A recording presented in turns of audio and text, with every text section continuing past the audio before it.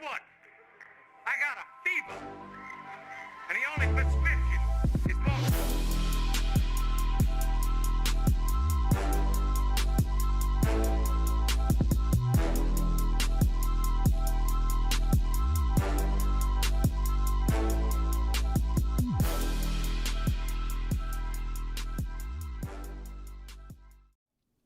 Yo, what is going on? Let's go, baby. Dude, I am fired up. This is one of my favorite streams of the entire offseason. I feel like I say that a lot, but truly, genuinely, I'm so excited for this one, man. I've been preparing for this one for a minute. I've been eyeing the calendar, trying to figure out when this was going to happen, and we are freaking here now. It is time for the second annual Top 10 NFL stream. Let's go, baby.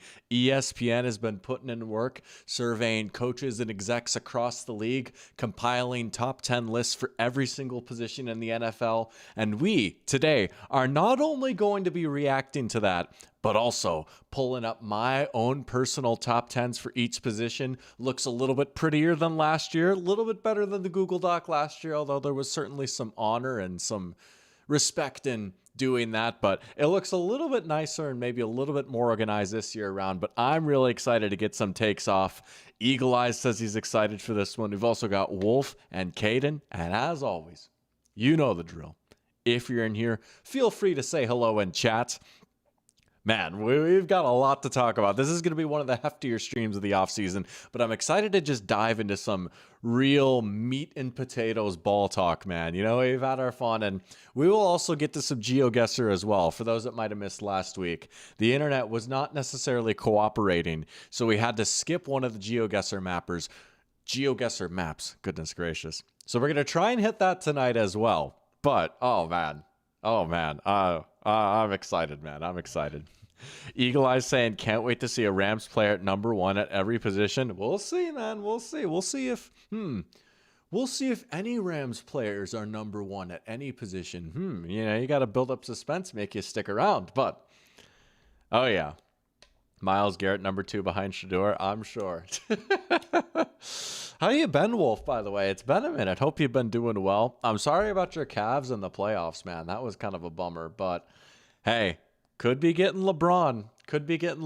We'll take it, right? LeBron back to the land for one last dance. That would be pretty cool. I don't know if they'd necessarily be title favorites.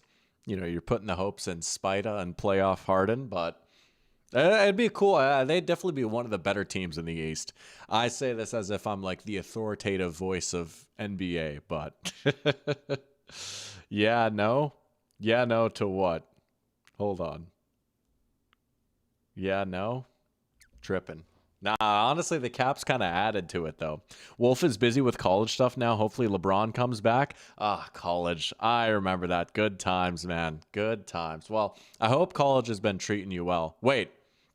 Dude, I'm tripping. It's the summer. I'm sure you're when you say that, you mean like busy preparing for college. That's my guess. But, being in school. I will be starting school again soon too, actually. Going to grad school. August 24th, first day of classes. That's kind of crazy. LeBron to the Cavs, the thing I'm talking about. Yeah, no, isn't like it's not happening or you don't want it to happen.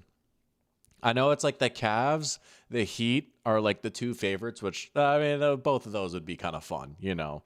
I know he's been linked with the Timber Puppies just a little bit. I don't think that's going to happen. But and the Sixers are making a push for him. Kent State. Okay, Kent State. Shout out the Golden Flashes.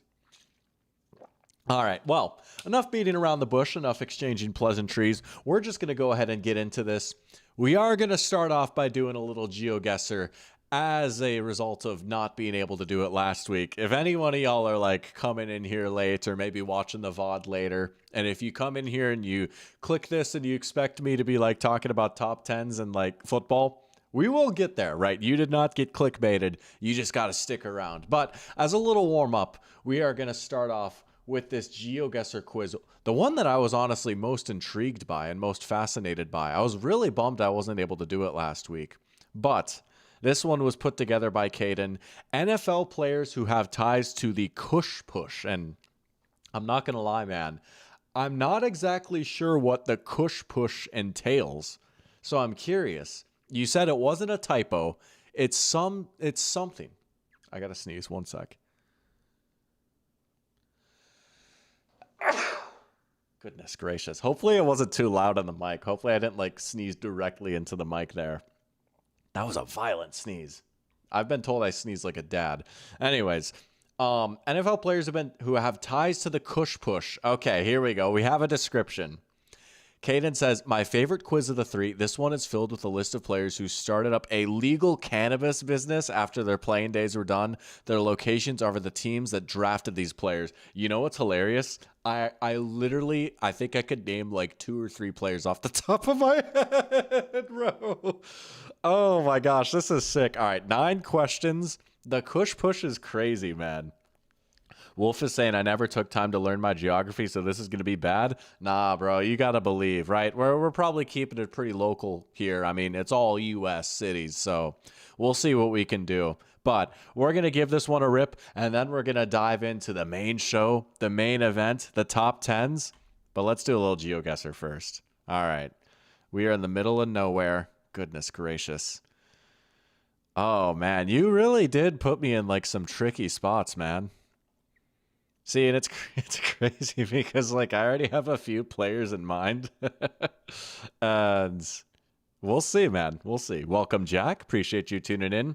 He has major gripes with the position lists. One of the position lists, and you mean major. Here's what's fun too, and I'll elaborate more once we actually get into it. I have been very intentional. It's got to be Louisiana, right? I mean, it's got to be New Orleans. That's a fleur-de-lis. Unless it's like, well, Iowa doesn't have an NFL team. It has got to be the outskirts of New Orleans. But I've been very intentional about avoiding these top 10 lists, right? Because I want the real, raw, live reactions. And I tried to do that a little bit last year, too. And I had mixed results. But, dude, I'm not going to lie. Anytime I was online or anything, or anytime, like, the TV was on at the gym, if there was any slight mention of these lists, I looked away. I've been hunkered down. I've been trying to avoid this. See, that is pretty flat, and I believe Louisiana is actually one of the flatter states in the nation. Yeah, it looks a little swampy. I'm going to say New Orleans, right? Question is who? Who is drafted by the Saints? We're going to say, like, down here a little bit. Looks like Texas Chainsaw Massacre. I mean, hey, honestly, we'll take that. It's close enough then, right? We're going to go New Orleans. Let's go. Okay. Who was this, though? I'm curious, Caden. I don't know this one off the top of my... Well, wait, hold on. No, this is definitely Ricky Williams. This is definitely Ricky Williams, right? Drafted by the Saints. There's no doubt in my mind this is Ricky Williams. Alvin Kamara, not a bad... Well, I mean, yeah, he hasn't retired yet, so I don't know if he'd be eligible. Ricky Williams, let's go. Dude, he had that quote about, like, smoking the reefer or something. Anyways. All right, number 2. Is this Detroit? Because if it is, it's got to be Calvin Johnson. Because I know Calvin Johnson is like, let's just say he's a part of the Kush Push. But I mean, we're on a body of water. So instantly I'm thinking maybe Michigan. See, and yeah, you're smart. You put me in a little tough spot here. This is like a little pier boardwalk type of vibe. I don't know, man. Jack said he won't spoil until it comes, but holy crap, it is so egregious. Dude, I can't wait. You know what? Again, maybe I'll expand more once I get into it, but sometimes it feels so good to just get rage baited by these top 10 lists, right? And to be like, actually, I know more than NFL execs. Actually, I think I should be running the team. But I mean, dude, I remember like, I was trying to think about last year's rankings and like, dude, there were some crazy things on there last year. What is the Kush Push again? It's just like a joke about the Tush Push, but essentially the criteria is we're doing cities of teams that drafted players who have gone on to start like marijuana dispensaries, essentially. Also, I'm not gonna lie, I'm just like walking here like this is not really giving me anything. I'm thinking Detroit for Calvin Johnson. But I don't know, man. I think it's got to be Detroit near like Lake St. Clair or something. Right? Got to be. Well, low-key, it's like right here. Dude. No, it's Buffalo. That's crazy. Okay. That's crazy. All right, we got the lake right, but it was the wrong Great Lake city. That's tough. Okay, who from Buffalo? Who was drafted by the Bills that went on to start a dispensary, if you will? Shoot, man. You got to tell me this one, Caden. I actually don't know. I don't have a good guess for this one. I'm going to fix the chair here. Oh, man. We'll still take it. Marshawn Lynch. Oh, yeah, that's right. He did get drafted by the Bills. I would have never come up with that. That was a good one. That was a good one. You got me there, dude. I was so certain. I was like, this is definitely Detroit for Calvin.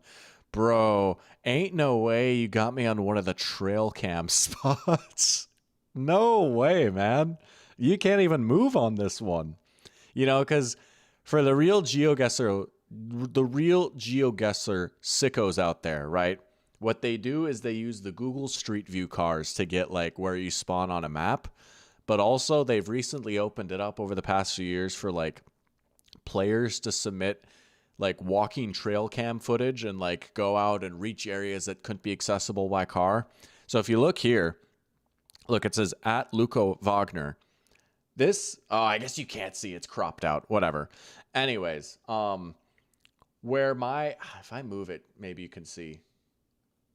If I move my webcam. If you look there, it says Luca Wagner, whatever you want to say. That is the name of the person who submitted this. Like, this is not even from Google Street View. This is literally just some dude. I have less than a minute left. I genuinely, I mean, I'm going to guess probably Midwest, right? I mean, could it be like near Indianapolis? I feel like it's probably this sort of region. It definitely gives like Midwest, almost Rust Belty type of vibes. I don't know, man. This one is impossible. I'm going to go with my gut. I'm going to go like outside of Indianapolis. Shoot. Oh, this one's Detroit? Oh, okay. Well, this one's got to be Calvin Johnson. Could be Tennessee. I mean, I could have seen that, honestly. Tennessee gets a little bit colder than you'd think. Chicago, maybe. It has got to be Calvin Johnson, though, for Detroit. That's crazy. Belle Isle. I literally guessed that. That's crazy. Well played. Yeah, Calvin. All right. Dude, I remember he's saying, well, no, it was Percy Harvin, but also he, too, used to dabble, like, before games. And so did Le'Veon Bell. Dude, we're definitely going to get Le'Veon Bell at some point. Okay. Very green here. I'm feeling maybe a little bit more of the South for this one. Constance Avenue? But, dude, I mean, props to you, Caden, right? Because you'd think, like, oh, NFL cities, that's so easy. But you've done a good job of, like, putting me a little out of the way here. I mean, for all no, this couldn't be Atlanta. I would be shocked. This would be pretty far north in the metro Atlanta area. Nah, this is definitely Florida. Look at, like, some of these trees. This has got to be Florida. Could this be Jacksonville? That's kind of what I'm feeling right now. I'm feeling Jacksonville. Maybe Jimmy Smith. I'm gonna send it with Jacksonville. I'm kind of liking the Florida vibes here. Carolina. Oh, could be Carolina too. Yeah. Oh, you're making me think Charlotte now. That's actually a great call, Wolf. Oh, you're making me second guess myself. You know what? I have to go with my gut because I'd kick myself if it was Florida. But believe me, Wolf, like that. If it's not Florida, it's probably Carolina. Oh, what? It's Chicago? That's insane, bro. Well played. Yeah. That's tough, man. Oh, that's like low-key where they're putting the new Bears Stadium almost. Wow. Oh, it's by Dunes. Okay. That was nice. Well played. Yeah, you know what? I haven't like driven on like this exact road, but I have driven on I-94 right here. Let me tell you, when I tell you that like even driving on the interstate right here versus how it looks right here, extremely different vibes. This is like exactly, if you're driving on the highway here, it's exactly how you think it would look, where it's like very industrial and like, yeah, like a war zone kind of. But yeah, I guess if you go to Dunes, it looks pretty nice out there. Dude, that's crazy. I guessed Florida on Chicago. Jim McMahon. All right. Well played. Well played. 5 and 9. Now we're in a cemetery.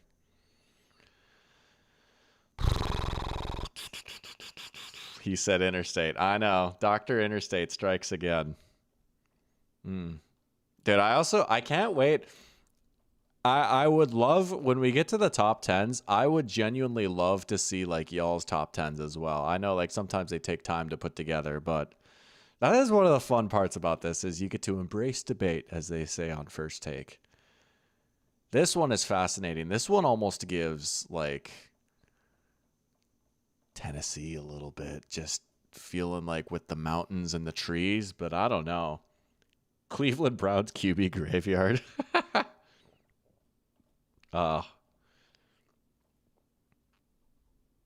Man, we are not getting anything. These are some tricky spots, dude. Johnny Manziel, it wouldn't shock me. Although I feel like he was more of a, how do I put this? I feel like he dabbled in other things. I feel like he preferred something a little stronger. Oh my gosh.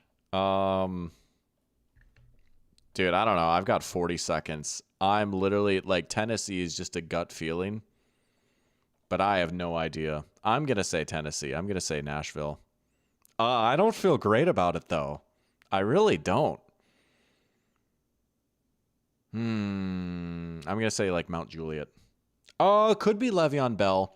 Well, that would have to be Pittsburgh because that would be the city he was drafted by. But I see your vision with that. We're going to send it. Ah, no, it was Pittsburgh. Dude, yeah, it was Pittsburgh. Definitely Le'Veon Bell, right? All right, fair play. I don't know why I thought Tennessee, man. That's tough. Got to be Le'Veon Bell. That's crazy. Dude, I'm washed. This has been a poor showing from me. Shout out Ryan Shazier. Interesting. I actually didn't know that.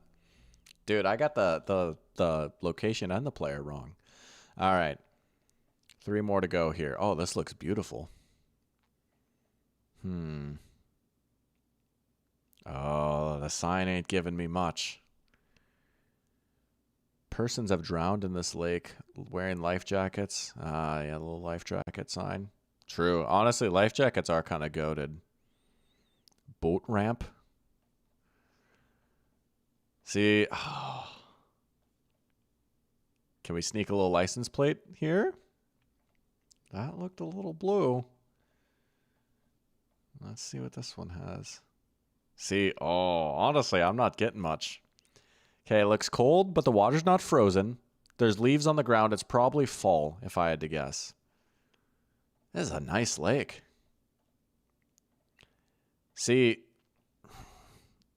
this is so tough. Nah, Jack, you honestly, I feel like every time I play GeoGuessr, you cook. You come in and you lob up some good suggestions. Okay, I know I've been saying Tennessee for like every single one, but that does kind of look like the Tennessee license plate, at least a little bit. It is dark blue. It could be Carolina. The North Carolina license plates don't look like that, though. This one might actually be Tennessee, guys. It's probably not. You just drove through a state with blue plates and this is killing you? Yeah, it's killing me too. Oh, we can't even get the stickers. Dude, I have to do it again. Whatever. See, I don't even know who it would be for Tennessee necessarily. And honestly, this almost looks a little too mountainous. Like I would guess if this was actually Tennessee, closer to this region than Nashville. But I have to do it. Let's go. Okay. We got the plates. Let's go. See, I didn't even know there was a lake like right by Tennessee. Well, I knew there was lakes in Tennessee, not in Nashville. Pac-Man Jones? Gotta be, right? It's gotta be Pac-Man Jones. That's a great call. I would have not come up with Pac-Man Jones. Bo Scaife. Whoa. That's a name I haven't heard in years. Get ready to have a memory unlocked. Bo Scaife is crazy. Wow. Fascinating. I can still picture his headshot. Where is it? Not that one. No, you know the one. Yeah, Bo Scaife. Oh my goodness. All right. That's crazy.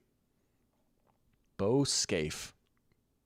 Yeah, he was solid for a little bit. You know, let's pull up the Pro Football Reference. Let's pull up the Pro Football Reference for Bo Scaife. We'll show some love, right? Yeah, a solid 6-year career. Nothing too crazy. Oh, look, 561 yards. Wow. Bo Scaife. All right, next one. Now, Pac-Man Jones is a good call, though. All right, 7 out of 9.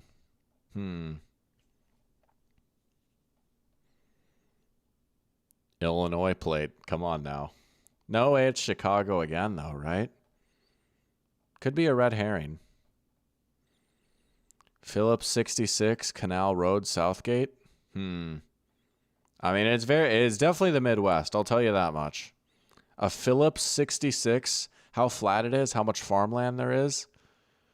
I'm not trusting the license plate just yet, though. I mean, this could be Minnesota, honestly. This could be Twin Cities. Percy Harvin, maybe? It could be Texas. It could be Texas. Oh. Let's see. What do we got here? 618. Oh. I don't know my area codes like that. I could totally see this being the Twin Cities. Like, well, not in the actual city, but you know what I mean. But at the same time, it could be Cincy. Very yeehaw. Oh, can't really get much from the dump. We got to lock in. The trains are throwing me off a little bit, though. We got petroleum, too. Dude, it could be Texas. Chad is thinking Cincinnati. I suppose, was it Cincinnati? Did they draft Pac-Man Jones? They might have. Hartford, Illinois. Crazy.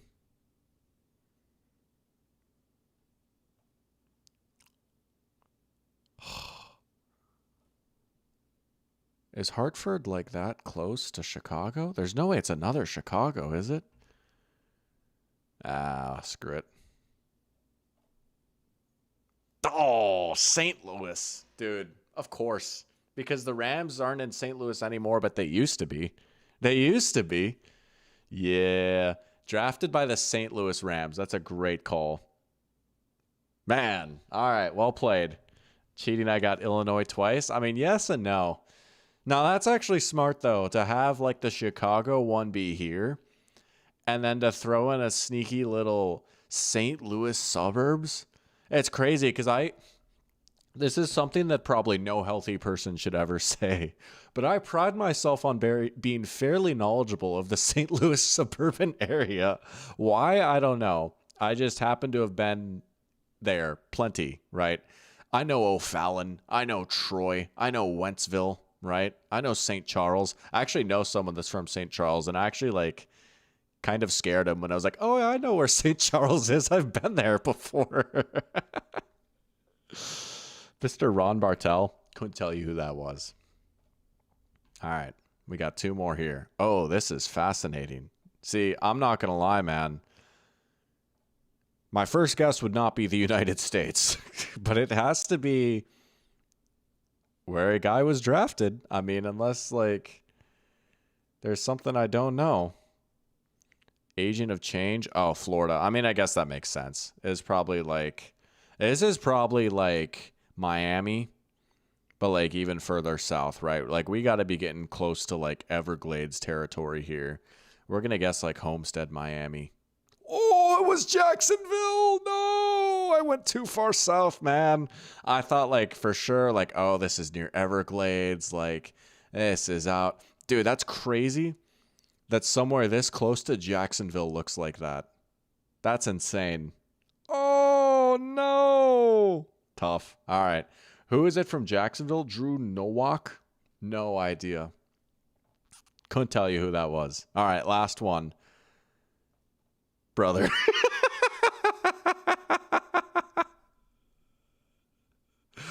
Hold on. Can I get a no move? Oh my gosh. All right, I gotta try and find this exact spot now. Greatest location of all time. Hold on. Okay. We gotta find 17th. There's 17th. There's Dwayne's. Bro, there's no way I sell this. Hold on. We can do this. And it's further this way, I think, isn't it? There's South. Hold on, we're almost there. Cobblestone Court. Kentwood Manor. Come on, man. That's insane. Oh my gosh, where I'm like right there.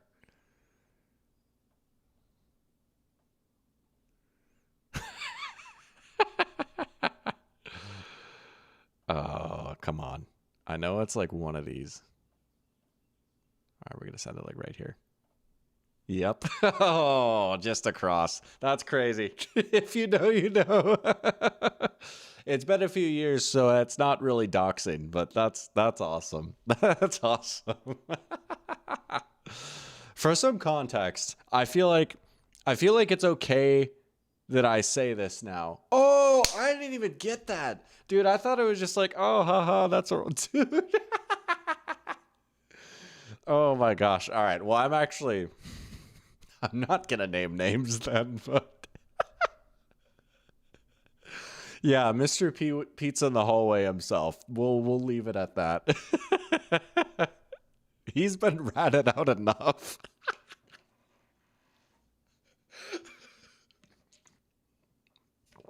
All right, let's do some top 10s. That was awesome. Yeah, no more context for that. All right. Dude, I was not expecting that. That was well played. All right. Thank you for another great GeoGuessr, Caden. That was a blast. I'm glad I got around to actually doing that. Admittedly, wasn't my best performance, but you live and you learn, right? We had a few tough misses. There's a few players I didn't know, but the ending definitely made it worth it. That was a good quiz. And remembering that Bo Scaife exists. That was good too. But here we go now.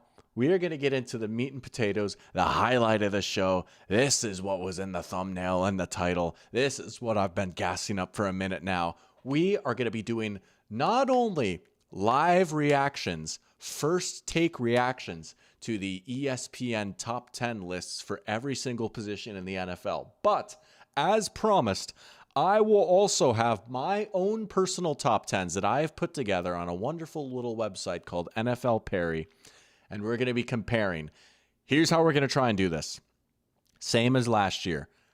I am going to pull up my top 10 first. I'll just read through it, list off names, maybe hit a few key takeaways, react to some of your guys' reactions in chat, have a nice little back and forth going.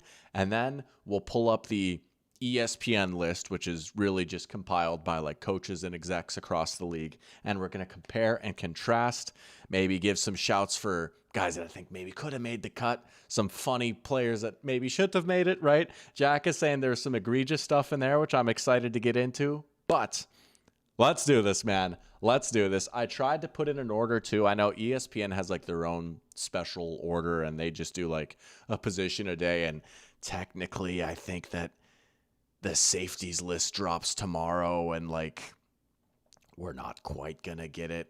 Whatever. We'll survive, right? But we've got everything else. So we're going to start off with top 10 running backs in the NFL. We're going to try and pull it up here. So here we go. Here is Dr. Pigskin's top 10 running backs in the NFL. Tried to put a little bit of research into this, but also a lot of this is just gut feeling. And just for some clarification's sake, right? My criteria here, same as what ESPN told the people who took the survey to fill out, right? We're not factoring in contracts. We're not factoring in age or a 5-year projection or a lifetime achievement or anything like that. Who do I think right now at this very second are the 10 best players playing football at their respective positions? So with that in mind, here we go. Dr. Pigskin's top 10 running backs in the NFL.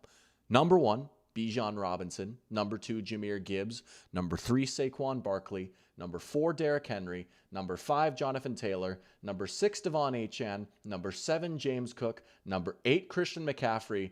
Number 9, Ashton Genty.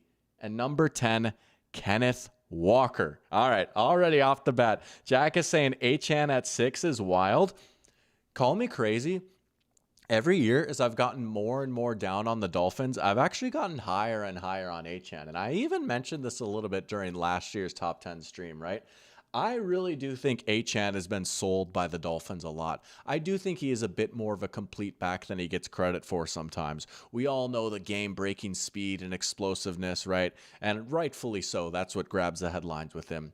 But I think he could go between the tackles a little bit. I think he's a phenomenal receiver. I think he can at least hold his own in pass protection a little bit. And he really had to carry that offense last year. The offense wasn't great, obviously. It's not like I'm saying that, oh, I see. You're saying Achane should be higher. Okay. Dude, that's crazy. I was ready to go into like a 10-minute speech about like, oh, no, he's good. Okay. All right. Well, there you go. Honestly, respect. I get it. Respect. Achane at 3. Dude, he's a good player, man. He's really good. Dude, that's so funny. I was like, no. Here's why I'm right. Oh, man, that's funny. Okay, what are your thoughts on Kenneth Walker's spot? I put him in at 10. I was actually debating between him and Jeremiah Love, which I know is like maybe a little bit silly to do with a rookie who's never played a snap. I think he's going to be awesome, man. I think he's absolutely going to be that tier of player year one. I did give the slight edge to K9, though. That playoff run was just so electric. He's another one of those explosive guys. He adds a little bit in the receiving game. Maybe doesn't quite have the ceiling to break into like the top 5 because he just dances a little bit too much and maybe doesn't have that power profile that you'd like. But he's explosive enough where, yeah, you could put him in at 10. You're taking the Super Bowl MVP over Genty. I get that. That's fair. Genty at 9 might be a little bit rich for some people. I totally get that. I know Bill Barnwell was posting the stat head comparison with Genty's rookie season and Trent Richardson's rookie season. Nah, dude. Maybe you don't want to get caught up playing this game too much. Maybe this is a slippery slope I'm walking, but I don't know if a single player got sold more by their offensive line than Ashton Genty last season. I mean, if you compare his yards before contact and yards after contact number, it's ridiculous. Dude had absolutely no space to operate, and yet he still flashed a little bit. I mean, think about that Texans game. Going up against arguably the best defense in the NFL, he showed out. He still flashed a lot of what made him so special in college. And for as much of like a disaster as his season was painted as, he did almost get to 1,000 yards. I think with some improvements on the offensive line and a new coach in there, I think he's going to take off this year. I think 1,200, 1,300 yards is absolutely on the menu. I'm sticking my neck out a little bit, but I'm betting on the talent here. I threw him in there. I was like, dude, I think he's pretty good still. I do. CMC as a runner is kind of cooked. Didn't have a 20-yard rush until week 16. Yeah, I threw him in there at 8. I think as a pure runner, I totally agree with you. You'd have to like throw him off the top 10 if we're looking at just as a runner. I'm still going to give him a little bit of credit for his receiving ability. I feel like I don't know. He opens up so much for that 49ers offense as a pass catcher. Still the best route runner, separator, zone coverage beater as far as running backs go. So good after the catch still, even though he's not a crazy runner, right? He can still occasionally make people miss after the catch. And for that alone, I snuck him in there at 8, but I wouldn't be shocked if he just like completely fell off this year too. I think he still might have like one more good year in him just because he offers so much as a receiver, but I wouldn't be giving him the same workload that the 49ers gave him last year. That's what I'll say. Welcome, Ferguson. Appreciate you tuning in. Can I listen to Dax now? I promised a month ago. Dude, I know I'm horrible. I completely broke my promise here. I actually have not gotten around to Dax yet, but I will say, I am actually familiar with the concept of burger music now. I'm not going to lie. When you first mentioned burger music, I was a little confused. I thought, like, it's going to be like McDonald's diss track by the Burger King or something like that. But I believe you mean it's more like Lumineers, stomp, clap, hey type of vibe, right? So I tell you what, maybe when I'm at the gym or going on my morning walk tomorrow, I'll get around to Dax. How about that? But we, for the risk of copyright, and also we've just got a very meaty, hefty stream. Well, I'll try and do Dax. And I tell you what, if you join the Discord, maybe I'll give a live Dax reaction or something like that. I don't know. We'll see. But what's up, Sebastian? Appreciate you tuning in, man. Saying Jonathan Taylor could be over Saquon just based off last season. I didn't send it. Oh, YouTube didn't send the notification. That's a bummer, man. That's tough. Yeah. I don't know. I think Saquon's still pretty good, too. I still think he's got a lot of juice in him. I do like Taylor a good amount, though. If I had to pick Taylor to leapfrog someone, it would probably be Henry. But we'll see. Burger Music are artists who willingly make bad music. Okay, I'm wrong again. All right. Well, I don't know. I feel like it's like fairly chalky, my top 10, right? Like Bijan at 1, I think we can all agree on. That's pretty reasonable. Hey, shout out Jahmyr Gibbs at 2, right? 1 pride. Saquon and Henry, maybe you could argue they fall off a little bit. I'm still banking on Derrick Henry. I'll believe it when I see it with him falling off. He was still awesome last year. He's built like a tank. I'll believe it when I see it. I'm not going to be the first one to bank on him falling off. Yeah, man. That is the top 10. I'm curious, though. Let's see ESPN's top 10 here. So what we're going to do, look at this. Pull up the link right here, and then we'll also have the doctor's top 10 so we can compare. Whoa, amazing. No way. Woo. All right, here we go. As voted on by execs, coaches, and scouts across the league, here are the top 10 running backs in the NFL for 2026, and my first raw reaction, I've not seen this list. All right, here we go. Number 1, Bijan Robinson. I have Bijan as well. Look at that. I gotta fix this real quick. Hold on. Bear with me for 1 second. Bijan is number 1, I promise. There we go. Number 1, Bijan Robinson. I also have Bijan. Checks out, right? Last year he came in at 4. I think I had him at 3 last year. Let's go. We'll take that. Yeah. Complete player. Absolutely deserves this. Best runner. Also one of the best receivers and one of the best blockers at the running back position. Let's go. Yeah. Number 2, Jahmyr Gibbs. I also have Jahmyr Gibbs at number 2. All right. Off to a good start. He's developed a lot as a pass protector. He's still not maybe quite at the level as Bijan. And while that might be a little lame to like split hairs over that, I do think it's an important part of playing running back. And I am curious to see how he's going to handle that without David Montgomery this year. But he might be the most explosive player in the NFL. And he's cooked the Vikings so many times. Yeah, he's nice. Saying I copied ESPN's list, I mean, it's not looking good right now. It's not looking good because I have the same number 3 as well, Saquon. Highest ranking 2, lowest ranking 8. Someone put him down at 8. Wow. Yeah. People didn't knock him too far for like his season last year. And look, it's not even like he was horrible. You know, he still had almost 1,200 yards. He still played pretty well. I thought he still looked pretty good. But certainly not offensive player of the year caliber. That's fair. All right, let's see. Inspect element. Is that what you're talking about, Wolf? The schedule is not every Wednesday. The schedule is just kind of whenever at this point, just like based off of when I'm free with like work and everything. It varies. It's very fluid. It fluctuates. Number 4, Christian McCaffrey. Wow. Highest ranking 1. Someone has him as the number 1 back in the NFL. That's crazy. No disrespect. That's crazy. Also, someone had him unranked too. Honestly, respect. That takes guts, but I get it. Respect. Yeah, man, I'm sorry. I gave like this giant speech about how I could justify sneaking him in at 8 because of his receiving. 4 is crazy, man. 4 is crazy. Yeah. 3.9 yards per carry. Also, if you dig into some of the more advanced stats, not very flattering for him either. He just doesn't look the same as a runner. But if you want to give him credit as a receiver, I'll allow it because, you know, he does that a lot. Yeah, I forgot about that, Jack. He really was second in Offensive Player of the Year voting. I'm sorry. That's crazy. Yeah. Wow. Number 5, Jonathan Taylor. I also have Jonathan Taylor at number 5. Let's go. Yeah. Big fundamental. I said this last year. Tim Duncan of running backs. So fundamentally sound. Great vision. Can run between the tackles. Has a little bit of juice outside the numbers as well. He's good, man. He's a really good player. He maybe got a little bit too much MVP gas when the Colts were cooking on offense, but he's a good player. He's a very good player.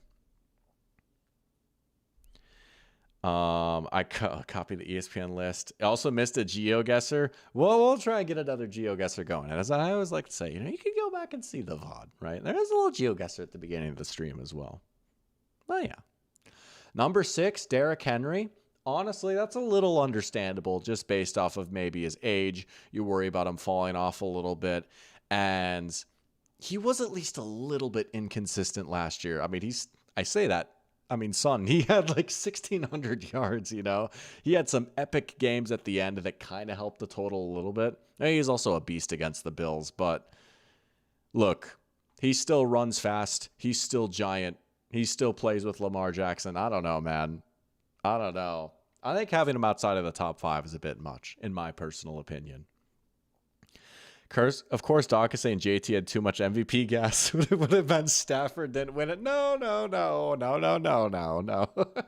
That's not what we're getting at necessarily. But James Cook at 7. I also have James Cook at 7. It's actually kind of scary how much my list is aligning with this list right now. But you know what? Maybe I was a little too harsh on the list makers, and I was like, watch the doctor be smarter, when really it just aligns with consensus. But yeah, James Cook has developed into an incredible player. I mean, what else is there to say at this point? I don't want to say he was a project coming out of Georgia, but I don't think anyone would have expected him to become like the power runner that he is now. I certainly wouldn't have, right? He was much more like his brother at UGA, much more of like a speed back, a receiver, but dude, he's part of the best power rushing attacks in football. It's crazy. Good player. I think 7 is fair. Achane at 8, yeah. All right. So I think based off of like what we've been saying in chat and whatnot, Achane at 8 feels a little low. Maybe should get a little bit more credit, right? I mean, I would certainly have Achane over CMC. I have Achane over James Cook just by like a little bit, right? Achane at 8. I mean, it's not egregious. Oh, someone had him unranked. That's tough. Someone also had him 3. Jack, was that you? I don't know. That feels a little low, though. JT was the closest thing to a non-QB winning MVP we've seen during that stretch. Yeah, that's probably true. Dude, I would be shocked if we ever saw one again. Hey, last one to do it. Adrian Peterson. Let's go. It's crazy. Derek Drewski Henry gets like 1.5K every season, and that's considered elite. I mean, he's nice. Yeah, he's nice. K9 at 9. I have him at 10. Yeah, something tells me Ashton Genty's not going to be on here. That's okay, though. I get it. But 9 or 10, totally fair. And then Breece Hall at 10. That's another name that I thought about sliding in there instead of Genty. Breece Hall was a name that I flirted with. Sure. I don't think that's terrible. Who are some of the honorable mentions? I love seeing like the honorable mentions too, and like some of the guys that just got votes but didn't make it. Josh Jacobs off the top 10, also off of mine. Yeah. And moral grandstanding aside, and look, we have no idea what actually happens, right? Just purely on the field, I do think he did take a bit of a step back last year, even if not all of his. Well, he had less than 1,000 yards, but he also just didn't look the best last year either. You could start to see some of the wear and tear pile up on him. He's 28 years old. You can't see that perfectly on your screen, but that 28 is kind of the new 30 for running backs, and he's a powerful runner that's logged a lot of miles on his career.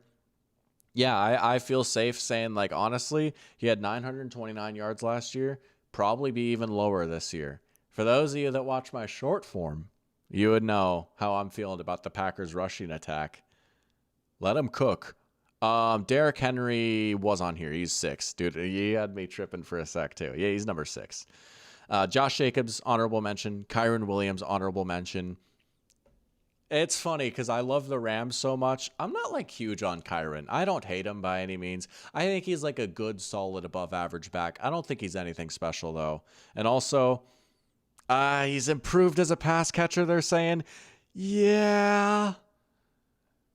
Respectfully, the bar was not very high though, and I still feel like he had some bad drops this year, and he still just doesn't add a lot like out in space as a pass catcher. I don't know, man.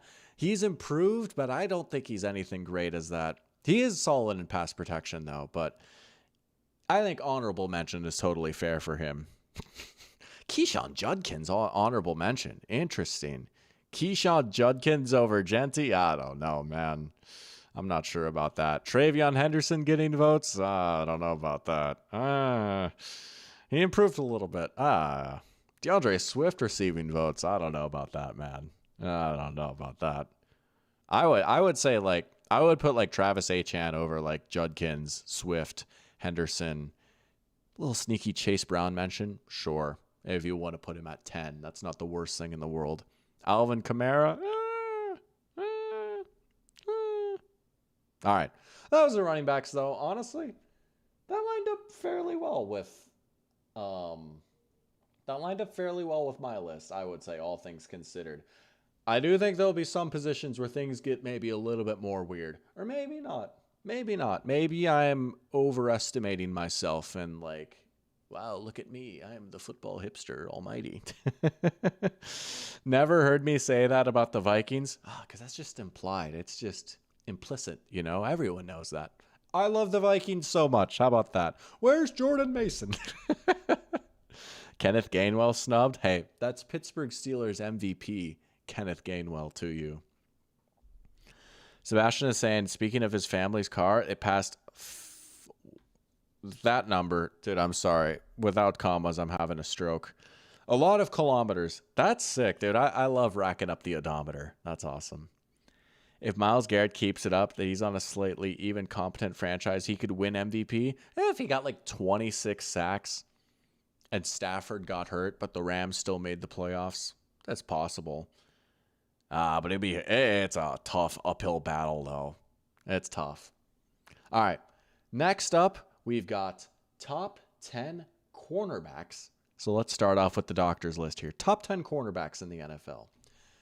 For me, personally, number 1, Patrick Surtain. Number 2, Quinyon Mitchell. Number 3, Derek Stingley. Number 4, Christian Gonzalez. Number 5, Cooper DeJean. Number 6, Devin Witherspoon. Number 7, Trent McDuffie. Number 8, J.C. Horn. Number 9, Denzel Ward. And number 10, Joey Porter Jr. I had a few different names in mind for number 10, but I ultimately threw in Joey Porter Jr. I think he's turned into an awesome player. I wanted to show JPJ some love. Can I become a Bears fan? Absolutely not. Sorry, man. Look, I love Chicago. I think it's an awesome city. The Bears are a fun team to watch. My blood runs purple and yellow, baby. Ain't nothing changing about that. Put Christian Gonzalez at 2. You could make an argument. I think I like Quinyon and Stingley just a little bit too much.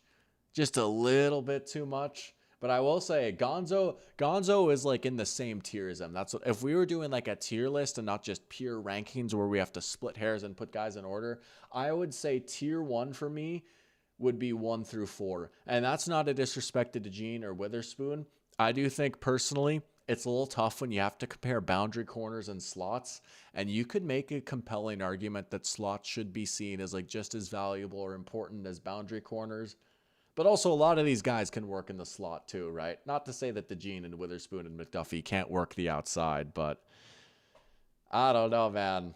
It's tough, but Gonzalez's performance in the Super Bowl especially really moved me. I mean, he darn near single-handedly kept the Patriots in that game. He's been an awesome player ever since he came into the league. He was Bill Belichick's parting gift, an elite corner prospect that quickly got developed into an all-pro. He's a joy to watch when he's healthy. He's got size, he's got athleticism, he can press and hang in man coverage. He's awesome, but it is hard for me to put him over these 3 guys up at the top. I mean, Surtain is just the standard. He's like so good, he's almost boring, right? You could argue Surtain doesn't have much aura. He just literally just sits in zone and then shuts down the entire side of the field. But anytime you test him, he just swats it away, right? He's in your hip pocket. There's not much else to say. Quinyon's a beast. I love him in man coverage. He can also play zone. Stingley's one of the best ball players in the entire NFL, like just playing the ball in the air, I should say. He's a great ball hawk. You could argue Witherspoon over DeJean. I totally get that. you could make the argument that Spoon is the best nickel in the league. But DeJean is right there with him, though. You could flip-flop those two. You really could. And almost somewhat intentionally, I have who I think the three best nickels are back to back to back. I think these three guys you could maybe shuffle in any order. Oh, I don't know, but he's just so good in coverage, man. But Spoon is such a good player downhill, and he's good in coverage. I mean, all these guys are good. All these guys are good. J.C. Horn over McDuffie. You could talk me into that. J.C. Horn is another one of those special guys at playing the ball. Denzel Ward maybe didn't have his best season ever last year, but I'm willing to give him a mulligan. He's been so good and so consistent for so long, and he gets tested a lot, especially with the man-heavy defense the Browns play. I mean, he gets a lot of tough assignments, and he holds up very well, right? And then Joey Porter Jr. at 10. Great player. Love Joey Porter Jr. PS2 needs to go to a team like the Hawks. Well, the execs glaze Spoon, that's all I'll say, so Doc ain't going to like that. No, there is no anti-Seahawks agenda here. Absolutely not. Appreciate you tuning in, by the way, Ruck Fools. Good to have you back. Let's go. Let's go. Surtain has aura? You could argue that. He's like... I had that cool pick six a few years ago. Maybe I don't know what I'm talking about.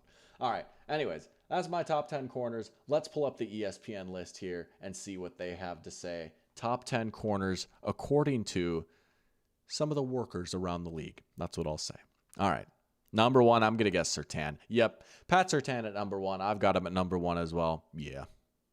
Yeah, no, he was nice in the AFC Championship game, dude. I remember going live for that game. Oh, that was a clinic. That was one of the best games of his career. You want to talk about a corner like keeping his team in the game? Yeah. He's awesome. I'm sorry. 5? What are we doing? 5? Oh, Jack. Just you wait. That's crazy. I can't wait to get to the receivers. Stingley at 2 over Mitchell. I mean, I can't get too mad at it. I honestly think I almost flirted with putting Quignon at 1. Like, I think he's become that good of a player that quickly. But also Stingley is right there too. Several first place votes, ball production and instincts. Yeah, I mean, it is kind of crazy. A lot. Maybe this is weird and maybe this is wrong. I don't have any like statistical basis for this, but I feel like corners don't get as many interceptions these days. Usually it's safeties and linebackers that are getting a lot of picks. Well, okay, Deron Bland and Trayvon Diggs notwithstanding. It's kind of rare to see a corner get like crazy interception numbers, unless I'm just totally wrong. But Stingley is kind of one of the exceptions here. Christian Gonzalez at 3. Wow, they're kind of sleeping on Quignon a little bit, in my opinion.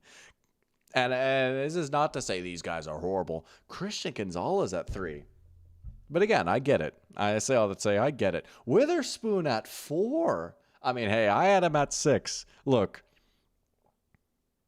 I don't disagree if you want to say he's the best slot corner in the NFL, if you want to say he's top 5.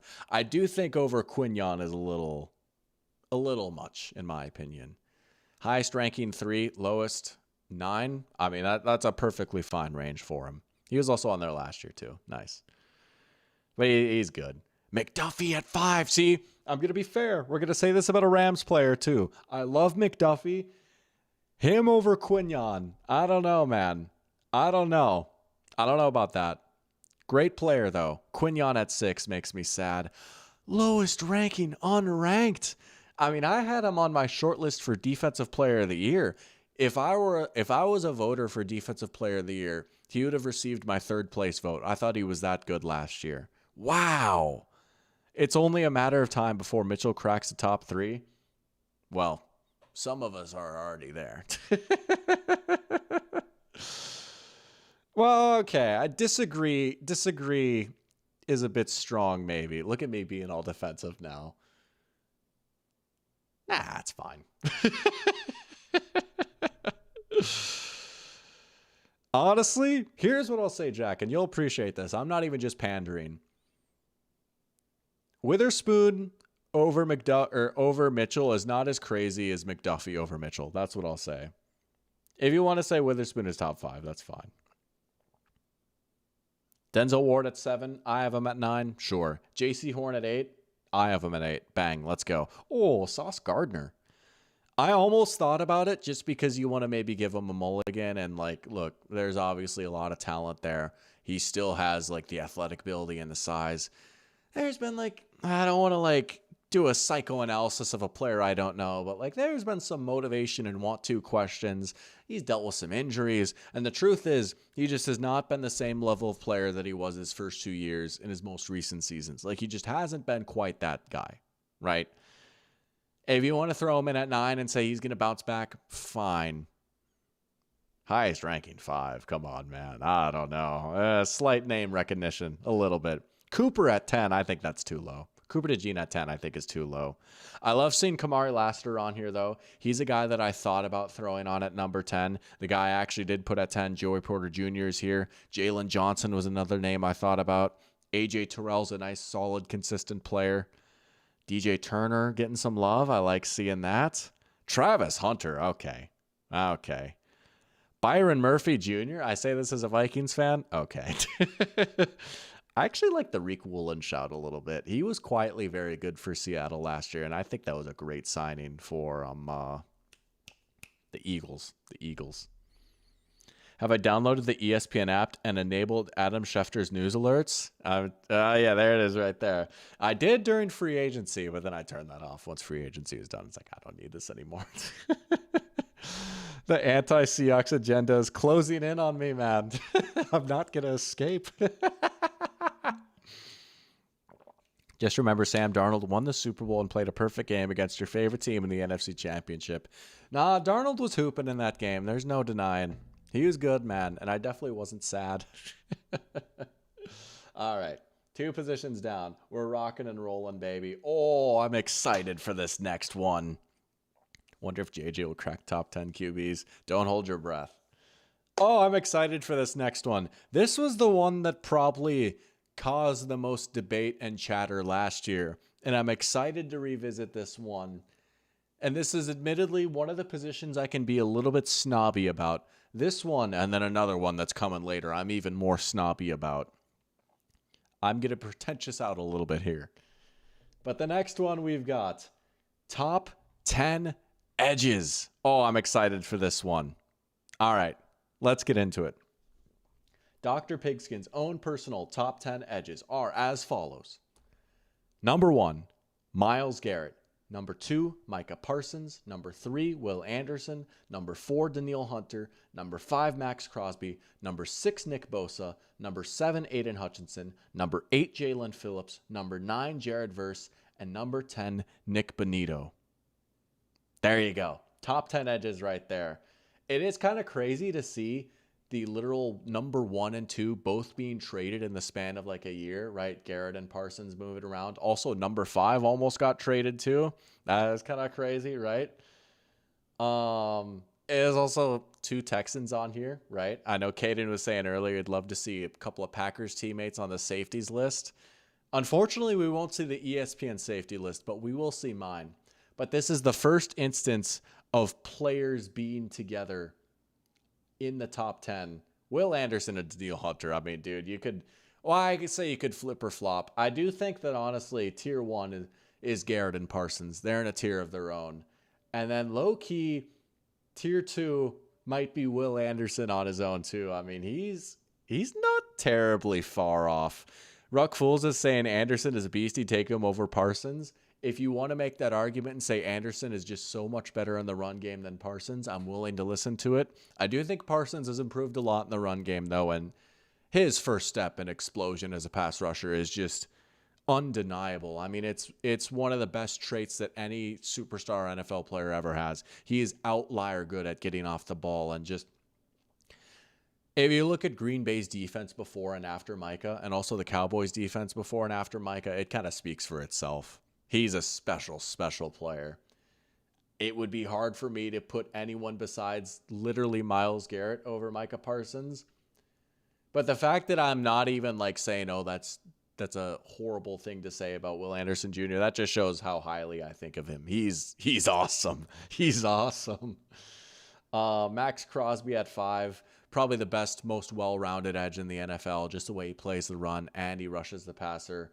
Bosa's still good. He's dealt with injuries. Again, look at the 49ers defense without him. He carries, man. He held up what was a pretty poor pass rush for a few years now. Great player. Aiden Hutchinson at 7. This is where all the debates came last year. Not to pat myself on the back too much. I know I'm wrong plenty of times, and sometimes I have some bad takes. I like to think I was vindicated for that ranking. I think 7 is perfectly fair for Hutch. There we go. Vindicated. Jalen Phillips at 8. Another player I've always liked. Please just stay healthy. He finally stayed healthy last year. Please stay healthy again. Verse at 9. Bonito at 10.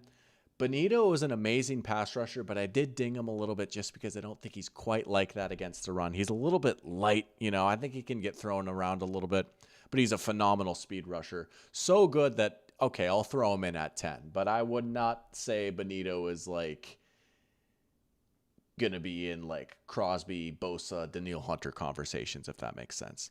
Jalen Phillips over Jared Verse, Ferguson is asking. Yeah, I do feel pretty good about that one. I do like Verse a lot. I think he's a great bull rusher and he plays the run really well. He maybe doesn't quite have the speed rusher profile that Phillips also has. I think you could say the same things about Phillips and that he's a powerful guy. He can set the edge in the run game. He has a nice bull rush to his game, but he can also bend, run the hoop, and speed rush. Like he's a really, really complete player. Congrats on getting vindicated after the guy almost snapped his leg in half. Well, we'll see again this year, right? We'll see again this year. And, 7 is good. 7 is good.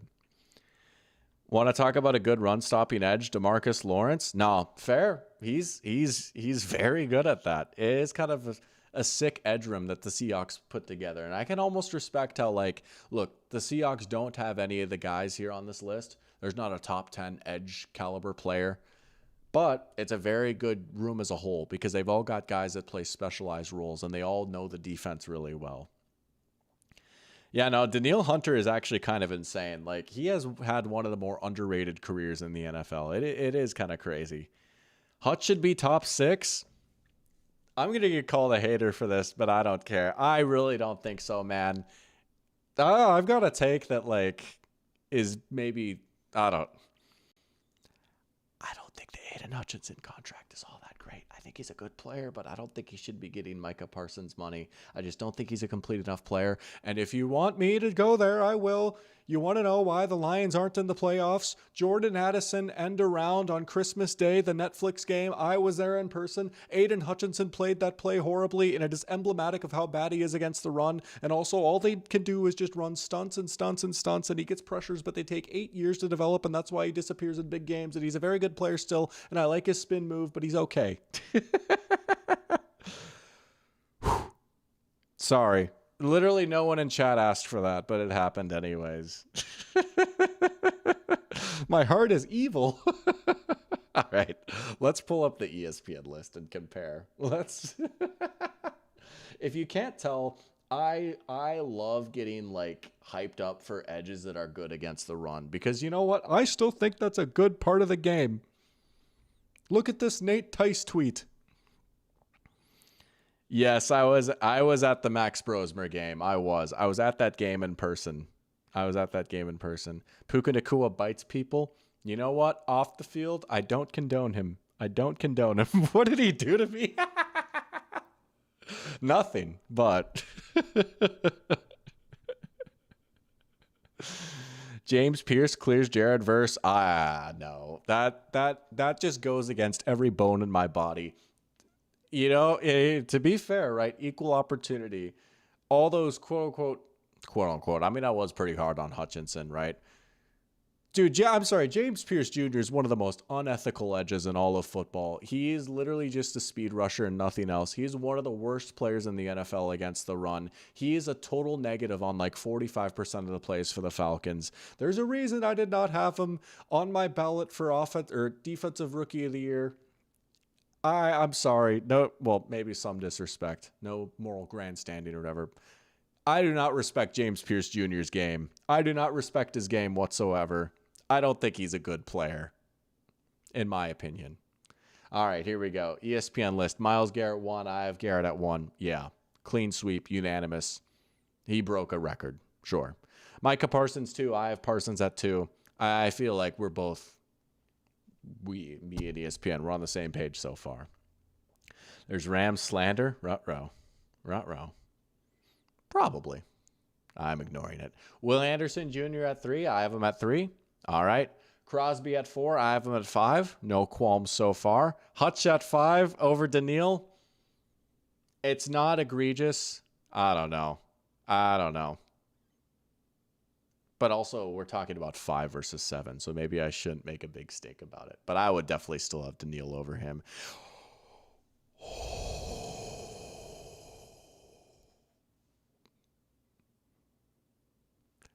This might be the worst contract in the NFL. Sorry if you're watching, Michael, or any other Steelers fan.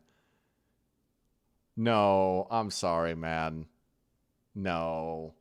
He's not top 10 anymore. He's not top 10. He's all right. I'm not even sure if he's the best edge on his team anymore. I think you could put Highsmith and Nick Herbig like right there with him. Canton Worthy for sure. He'll be a first ballot Hall of Famer, rightfully so. Eagle-eyed, I'm so with you, man. TJ Watt in the big 26. Come on, man. Someone had him at 3. Come on, man. This might be one of the worst things we'll see tonight. I probably sound so mean right now. Whatever, man. Nick Bosa at 8, sure. Brian Burns at 9. Low-key another guy who I think is like maybe a tad overrated. Here's a hot edge take for you. Brian Burns is not the best edge on the New York Giants. Give me Abdul Carter over Brian Burns. I'm going to be honest. This is going to sound so lame. I think like he got so lucky with some of his sacks last year. I think that in a real, just, honest world, he would have had like 9.5 sacks as opposed to 16.5. So many of these sacks were caused by like Abdul Carter winning instantly off the edge and then forcing the quarterback to break out of the pocket.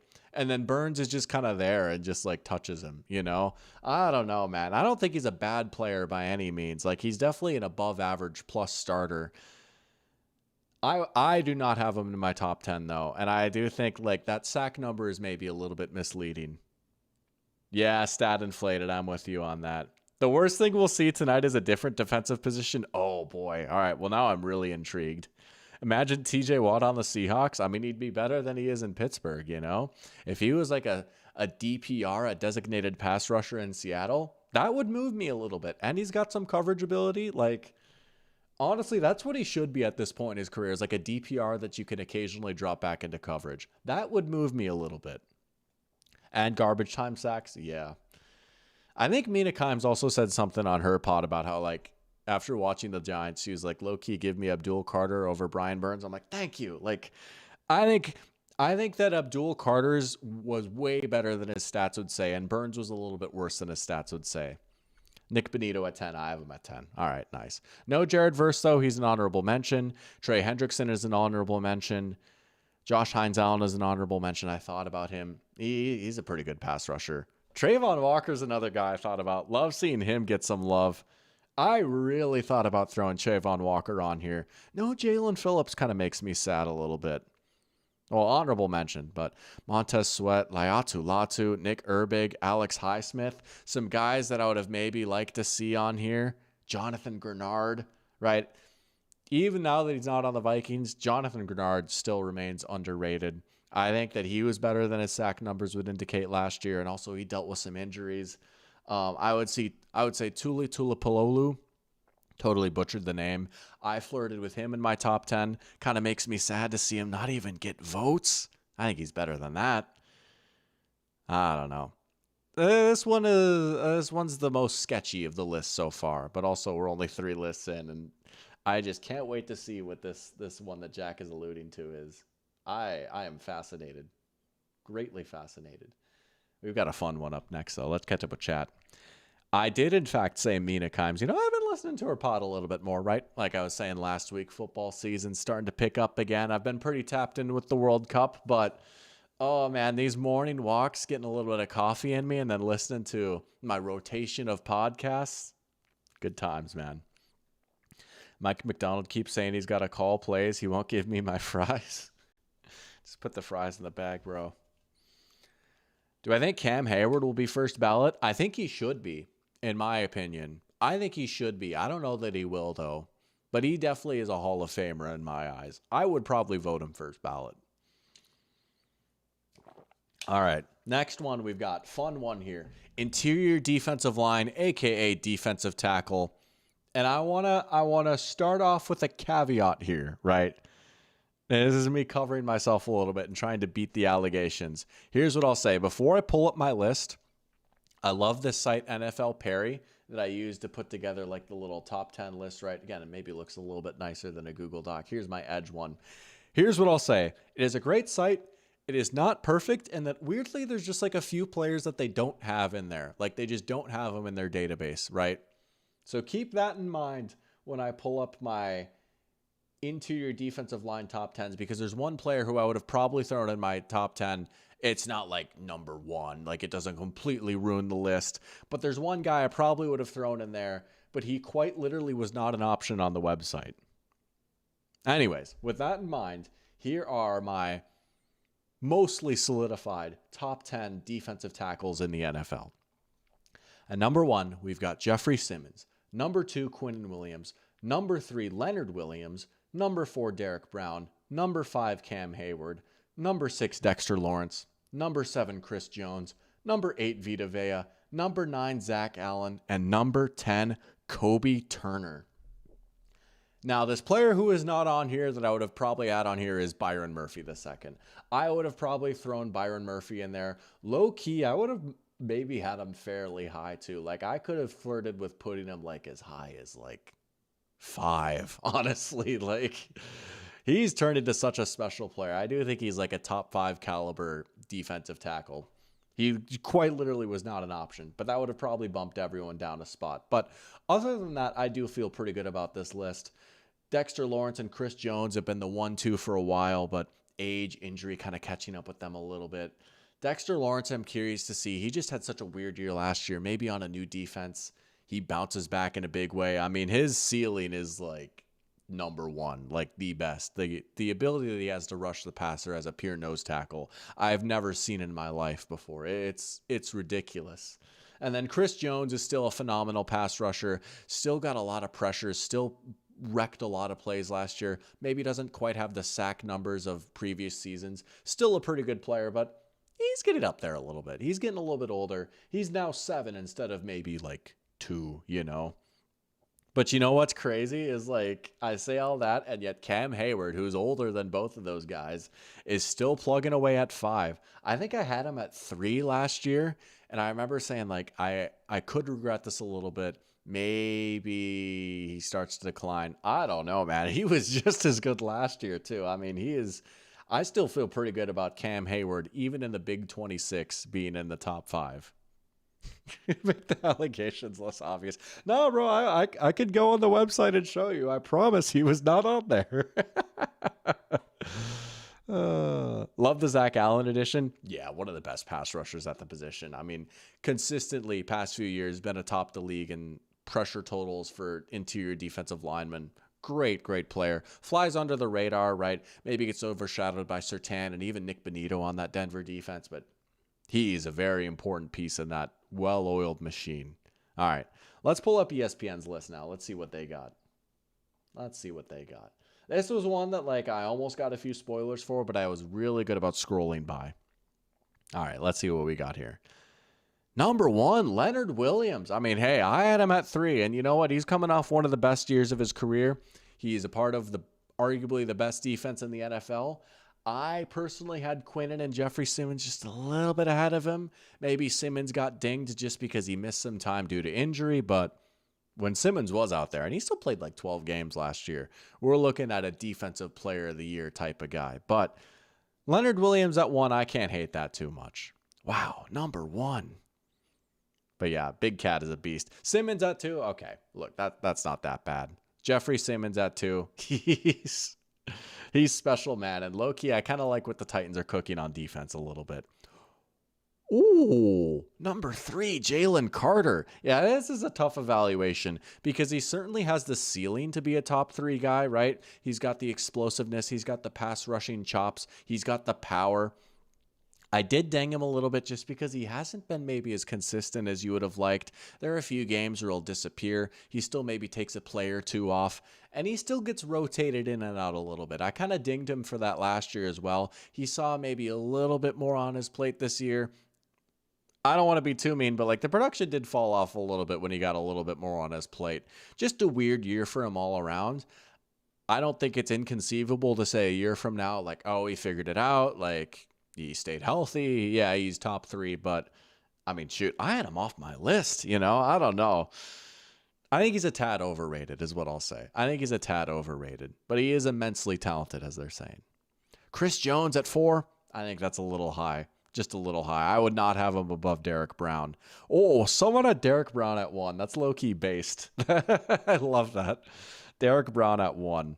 Oh, dude, watching a guy that size move the way he does laterally is insane. Yeah, special player. Quinnen Williams at 6, I think that's too low. He completely transformed this Cowboys defense when he came over. I cannot wait to see a full year of Quinnen Williams in this Dallas defense. Dexter Lawrence at 7. I mean, I gave the speech earlier. 7, I think, is fair. I had him at 6. Sure. Zach Allen at 8. I had him at 9. Sure. Milton Williams at 9. Okay, you could certainly throw him in there, right? I think you could throw him in the mix. He certainly proved to be worth his contract. He was awesome with Philly as well. I didn't maybe think about him too much for top 10, but also at 9, that's not terrible. I'm sorry. Look, go Dogs. I love this guy. He seems like a wonderful human being, and he's massive, and he is great against the run. Come on. No, he's not top 10, man. He's improved as a pass rusher, and he's really good at the role that he plays. Come on, man. He's not better than Byron Murphy. I don't even think he's better than Vita Vea if we're just going nose for nose, right? I don't know, man.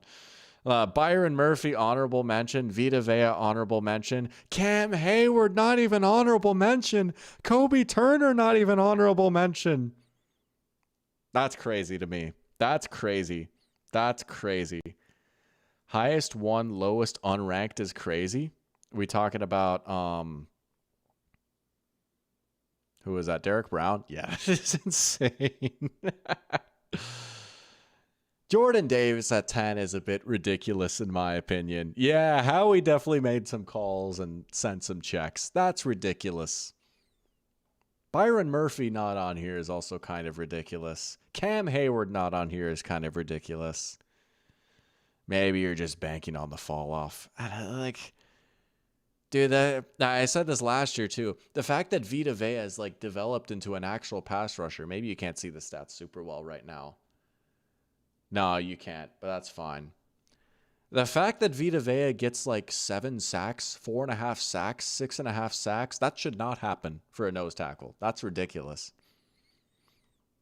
All right, some more disagreements here. The defensive tackle, I feel like maybe my list has strayed from consensus the most so far out of all these. I can't wait to get to tight ends. Tight ends is going to be insane. All right, let's keep it rocking and rolling. Say less. Dude, guess what's next? We got the tight ends next. Let's go. Come on now. Oh, man. This was the other position I was hinting at before I launched into Edge, where I was like, I am a bit of a pretentious snob when it comes to this position. For those of you that watch my Sam Roush TikTok, y'all know the meme that I'm talking about. I like this tight end. Why? For wide receiver reasons or tight end reasons? Wide receiver reasons. Keep that in mind, right? Keep that in mind. All right, here we go. Top 10 tight ends according to Dr. Pigskin. Number 1, George Kittle. Number 2, Trey McBride. Number 3, Tucker Kraft. Number 4, Colston Loveland. Number 5, Brock Bowers. Number 6, Sam Laporta. Number 7, Brenton Strange. Number 8, AJ Barner. Number 9, Kyle Pitts. And number 10, Jake Ferguson. So as you could tell, I am a firm believer that blocking is just as big of a part of a tight end's role as receiving is, right? So off the top, Kittle at 1, maybe he's a little bit older and he's dealt with some injuries, but when he's been on the field, really for a long time now, he has been unquestionably the best tight end in football. I mean, He's arguably the best blocking tight end in football, and he's arguably the best receiving tight end in football. His numbers are ridiculous. He's so good after the catch. He beats man, he beats zone. What has been said can be said. You just maybe worry about the Achilles a little bit. Jack is saying Bowers at 5 is ludicrous. No, it's not. So, here's my Brock Bowers take, right? Brock Bowers is the type of player that I typically would not really like, and that honestly, he's barely a tight end. He's barely a tight end. If you look at where he lines up on the field for the Raiders, far and away, he's lining up in the slot or out wide more than he is actually in line. They don't attach him to the line of scrimmage. He's not asked to block. He's not asked to run like actual tight end routes, right? That being said, he is like so ridiculously good as a receiver, as a route runner, and after the catch.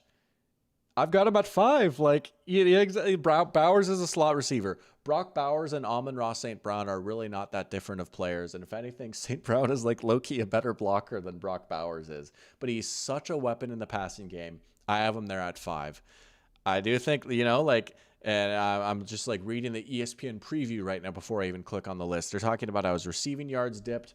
I do think a lot of Bowers' rookie season production was really just, man, we've got no one else. We're down by 1 million. We have to throw the ball 50 times today. Let's draw up like 30 little bubble screens for Brock Bowers and see what he does. Not necessarily the worst thing in the world, and I'm not saying that he's like secretly bad because of that.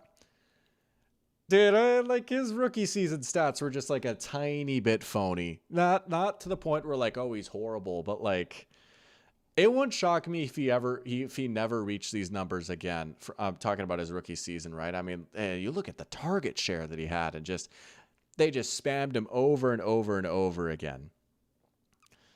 He's a very good player. I barely consider him a tight end. Again, this is the pretentiousness. This is the snob in me. But yeah, like I think like Tucker Kraft, to talk about what Caden's saying in his chat, dude, Tucker Kraft clears, dude. He's like just as good of a receiver, and he just adds so much more in the blocking game. I mean, there's a reason Luke Musgrave hasn't been able to get on the field unless Kraft has been injured, because Musgrave can't block, Kraft can. That gets you on the field, you know? AJ Barner at 8, maybe not the craziest receiving stats, but a good efficient receiver, offers a lot, and he gets on the field because he blocks, right? Brenton Strange at 7 is probably like way too fake woke or whatever, and like just insane to have Brenton Strange.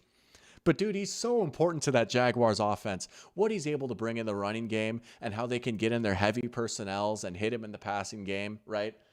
He's so good at what he does. Same reason like Sam Laporta is a great player, but I have him at 6, and I would never have Laporta like in the top 3. He's just not a blocker like that. He's barely a tight end, you know? Kyle Pitts is at 9. He's barely a tight end. Jake Ferguson is barely a tight end. I'm going to hate the execs list then. Yeah, I have a feeling I will. I probably will, but you know what? That's fine. Like I've accepted like maybe I'm just like a little too like pretentious when it comes to my criteria, but maybe I shouldn't be. This is where football is headed, man. I mean, look at some of the best offenses in the NFL last year. Bears, Rams, Seahawks, all built on multiple tight ends, guys that can get on the field and block, but can also offer a lot in the receiving game. No Cole Kmet on the list. I thought about him. Good player, good blocker. I do think Loveland is like almost just as good of a blocker though, and he's unreal as a receiver. I mean, if there's someone I could see taking over Kittle for 1 next year, it could be Loveland. I am all the way in on Colston Loveland. He is an unbelievable player, man. All right, let's get into this list. Let's see the execs list. Wonder if I thought about including Parkinson. I'm assuming you mean Colby Parkinson. I thought about it for a second. I was like, I don't know. Maybe you could argue like 10, but he's okay. He's pretty good. He's okay. That's maybe slight underestimation, but he's pretty good. I don't know that I would have had my top 10 though. But all right, let's see this execs list. This is probably the one that's going to differentiate the most. He certainly will with Kubiak. Talking about Bowers, yeah. Sebastian saying he said it before and he'll say it again. The Lions season really went downhill after Laporta got injured during the Commanders game. I mean, he is a great receiver. I am curious to see what Drew Petzing is going to do with him in the passing game this year. I don't have the same level of faith of like attaching him to the line of scrimmage. You know what I'm saying? Yeah, Loveland is nice. Yeah, see. I can't say I'm too surprised. Bowers at 1. He's good. I just don't think he's like that. I just don't think he's like that. But he's a phenomenal receiver. He's one of the best slot receivers in the NFL, which can be both a compliment and a backhanded compliment. He is, but can he dig someone out in the run game like George Kittle can? Here's what I'll say. If you swapped roles, not even accounting for supporting cast, but literally what they're asked to do in their offense. If Brock Bowers was told to do exactly what George Kittle did, and George Kittle was told to do exactly what Brock Bowers did, Kittle could do what Bowers did at an all-pro level. There's no shot that Bowers could do what Kittle does at an all-pro level, or what Tucker Kraft does, or what Colston Loveland does, or what Brenton Strange does, you know? That's just me, though. That's just the pretentiousness speaking. McBride at 2? I have him at 2. Let's go. Low-key, out of like the ethical hoopers at tight end, right? The guys that can block and receive, McBride probably is the worst blocker of the bunch, but he's still capable and he can still do it, you know?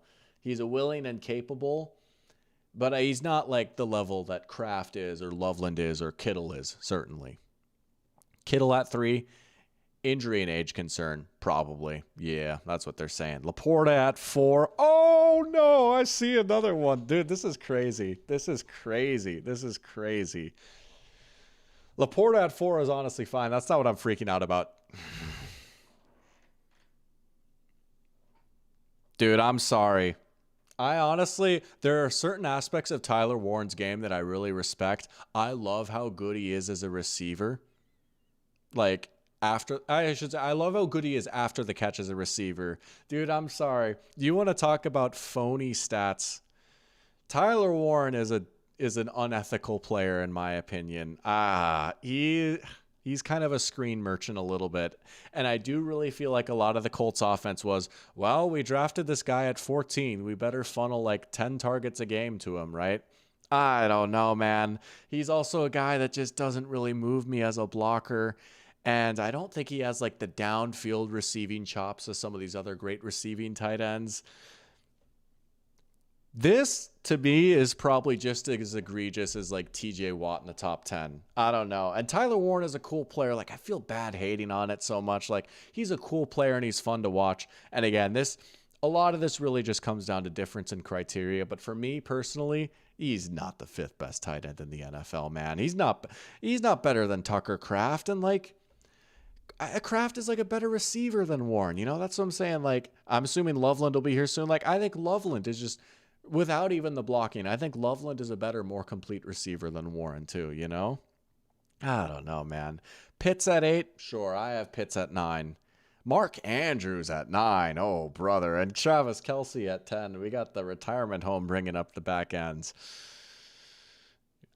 No.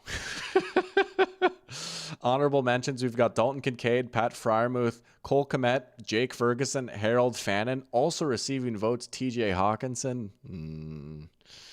Isaiah Likely, Dalton Schultz, Dallas Goedert. Ooh, Gadsden receiving votes. Juwan Johnson, Brenton Strange. Hey, we're receiving votes. Let's go. We're receiving votes. Brenton Strange FC is so up. Barner not even receiving votes is kind of crazy. Huh. Yeah, this is definitely the one that differentiates the most from my list. Yeah. Results are results. I get that. I get that. That could low-key be an interesting video, like unethical stats or something like that. That could maybe be an interesting video because I feel like I have a lot to say about that topic. But I also get what you're saying. Results are results. Like the yards all count the same. Or do they? I low-key already made a video about this. What if I told you about EPA? But also, like, how do the players get the yards? That's a fair point. I'm a fake UGA alum for hating on Bowers. Maybe a little. Yeah. Hey, guess where Matthew Stafford went to school? All right. Up next, we've got top 10 offensive tackles. We're diving into the linemen now. Let's go. Shout out the trenches. Oh, shoot. Well, we can pull this up at least. We're gonna pull up my list first. But here we go. Top 10 offensive tackles for the next season. One of the other videos I came up with coming, I've got them in the Google Drive. Don't you worry, man. I've got a Google Drive right now with folders for different videos that I'm working on.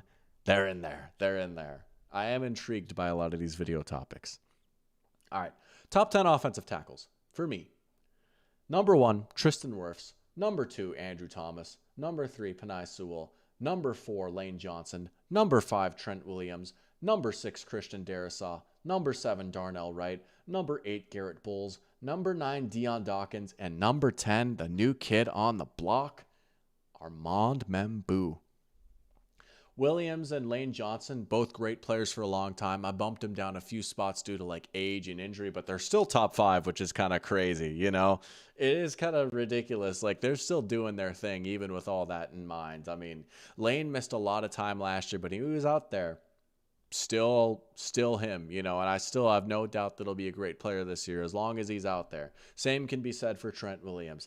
I threw in Armand Membou at the end. Yeah, man. Jets player jump scare? Yeah, but Membou is special, dude. Membou is special. You could tell from week 1 playing against the Steelers, being put out on an island against this rotation of Steelers edges, one of them who maybe I hated on TJ Watt a little bit. No disrespect. I don't think he's like edge 7, right? But when you're playing in your first ever NFL game and you are left out on an island versus a mix of TJ Watt, Alex Highsmith, and Nick Herbig, and to shut them down the way that he did and move them in the run game the way that he did, and to continue that all season long on what was a pretty horrible team, it's amazing, dude. All the upside and all the tools that we were betting on when like he got ranked highly and got drafted highly, they've all come to fruition right away. The Jets are not perfect by any means, but they hit a home run in drafting and developing Armand Membou. He's 10. It wouldn't shock me if he was higher come next year, man. Awesome player. Sewell not at 1, Ruckfools is saying. You know, you could make a compelling argument. I think you could say he's maybe the best run blocking tackle in the NFL. He does maybe just get a little bit more chip help than some of these other guys like Wirfs and Andrew Thomas and even Lane Johnson. And I know that's such a nerdy, dorky thing to bring up the chip rate stats, but the truth is he is left out on an island less than some of the other top tackles in the league. He gets beat maybe just a tiny bit more. We all saw the tape versus Micah, but he's at 3. He's at 3. He's amazing. He's great in the run. He's a freak athlete, and he's elite in pass protection too. I don't want to sell him short. I just would have Wirfs and Andrew Thomas over him. I'm curious to see where Andrew Thomas is going to end up. I have him at 2. I even thought about putting him at 1. I think he was the best tackle in the NFL last year. Wirfs was hurt some, so maybe that impacts things a little bit, but Andrew Thomas is a special player, and I hope he gets his flowers. He's as complete of a tackle as there is. I don't think he's going to be quite as high as 2, though, but we'll see. Blaming him for being in a good system. Well, the system was not good last year, though, if we're talking about Sewell, right? And so for me, it was kind of nice. Like, I think I had Sewell at like 2 or 3 last year. I think I maybe had him at 3 behind Wirfs and Lane Johnson. Like, I don't, like, my opinion hasn't changed. Like, he was in a worse system with a worse supporting cast, and he's still at 3. Like, to me, that almost feels like a stamp of confidence for Sewell. I know, like, not everyone sees it that way, and that's totally fair. But, like, yeah, I think the supporting cast and system were way worse last season, and Sewell was still elite. So, yeah, I'm keeping him at 3. This list was 2 spots away from being completely fair and balanced. Yeah, we were so close, right? All right, let's pull up this ESPN list now. Let's see what they're saying. Offensive tackles. We'll compare mine to theirs. Was a system or just a manpower issue, though? A little bit of both. I like the manpower y'all brought in this year, though. I'm kind of in on the Lions a little bit. All right. Sewell at 1 for ESPN. I get it. I don't think that's egregious, right? He's the ultimate, like, aura tackle, if that makes sense. Like, the pancake blocks, what he does in the run game, even his diving catch against the Vikings, just how freakish of an athlete he is. Look, I have him at 3. But also the offensive tackle position is in great hands in the NFL right now. He's at 3, and yet I still think he's well on his way to being a first ballot Hall of Famer. Awesome player. Trent Williams at 2. Little high. I would not have Trent over some of these other guys I have above him. But even at the ripe old age of 37, still playing really well. 1 is high and also unranked is high too. I mean, the Derek Brown special right there. Yeah, I don't know. 2 is a little high. Maybe a little name recognition bump. Wirfs at 3. I still have him at 1. He had the injury, but dude, as long as he's playing, he's number 1. Jordan Mailata at 4. Yeah, honestly, I could have maybe had Jordan Mailata on here. That's a name I maybe overlooked a little bit too much. I am slightly fading the Eagles' offensive line, maybe a little bit too much with completely leaving Jordan Mailata off my list. That one might be on me. I'd probably have Mailata over Dion Dawkins and M'Boue for sure. Maybe even like all the way up to 6. Mailata should probably be on my list. I'll give you that. ESPN got me on that one. Laramie Tunsil at 5. Maybe like 13. He's not bad. 5 is a bit much for me. Darnell Wright at 6. Also, we're not getting Andrew Thomas, are we? That's so sad, man. Darnell Wright at 6, though. I have him at 7. Lane Johnson at 7. Injuries, age. Thomas at 8. Okay. Oh. He's so much better than that. Highest ranking is 5. Wow. No one had him in their top 3. Lowest unranked. Man. Great player, though. Joe Alt at 9. I thought about him. You could definitely sneak him in there as well. Joe Alt's turned into a great player already. Wait, someone put Tunsil at 1? No way. That's crazy. That's crazy. Commander's employee. Alt at 9. I don't think that's egregious. He's another guy I maybe could have had on my list. And then Garrett Bowles at 10. Yeah, I had him at 8. Honorable mentions, we have Rashawn Slater. Hey, Charles Cross. No, Christian Darrisaw, man. Only an honorable mention. We just got to stay healthy, dude. That's really what it is. He doesn't quite have the level of recognition because of health issues. Dion Dawkins, honorable mention. I would have maybe thrown him on there. Well, maybe not if he's getting leapfrogged by Mailata. Paris Johnson. I mean, I like his upside, and I think he's turned into like a good starter. I don't know that I would have had him on my top 10, though, I don't know about that. Spencer Brown, I like. Armand M'Boue, I love seeing get some love. Bernard Raymond also has turned into a pretty good player. He had a rocky start to his career, but I like the tackle that he's developed into. Colton Miller's nice. Jake Matthews, come on. Jake Matthews. All right, that was tackles. What do we got next? Oh, we got interior offensive lineman. This is real sicko hours right here, dude. The interior offensive lineman. This is probably the most sicko-coded top 10 right here. And I will say it's tough because I really wish that guards and centers were separated. They're not in this exercise, and so I'm not going to make my own 2 separate lists. Like, we're going to try and just see how mine line up with the ESPN lists, right? That's how it works. I'll play by their rules. But I do wish that guards and centers are separated because it was kind of tough for me to weigh, like, who, like, should I value a center more than a guard? Like, who should make, and, like, should I have 5 centers, 5 guards? Like, how do I do this? I don't want to leave this player off, They're obviously similar positions, but it still would be nice if they were differentiated. But whatever. We're playing by their rules. We tried our best here. Here are my top 10 interior offensive linemen, guards and centers. We have number 1, Creed Humphrey. Number 2, Quinn Miners. Number 3, Joe Thuney. Number 4, Tyler Smith. Number 5, Peter Skoronski. Number 6, Zach Frazier. Number 7, Robert Hunt. Number 8, Tyler Linderbaum. Number 9, Aaron Brewer. And number 10, Quentin Nelson. I'm trying to do the math in my head right now. I believe I have 4 centers and 6 guards for this list. Creed Humphrey's at number 1. He's the player I would have voted for Protector of the Year. I think he's the best offensive lineman at football. Just the most balanced as far as pass protection and run blocking. The way that he anchors at KC line. One that I actually think could be pretty good next year.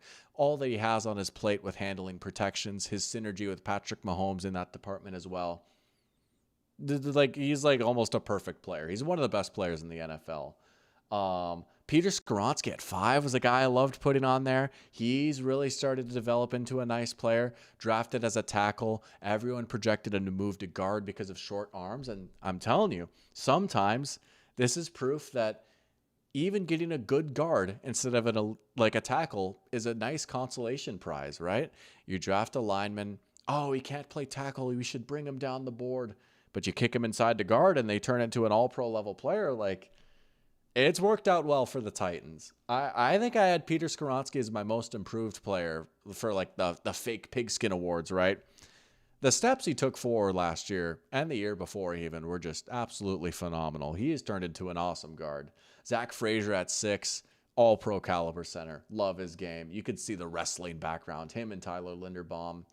Robert Hunt at 7, that's my guy right there. One of the most underappreciated players in the NFL. Was injured a lot last year. I think like even pre-injury, he didn't have like crazy name recognition. And then he goes down and he's not even playing for the magical Panthers playoff team. And he comes back for the playoff game, but like he missed all but like 2 games last year, you know.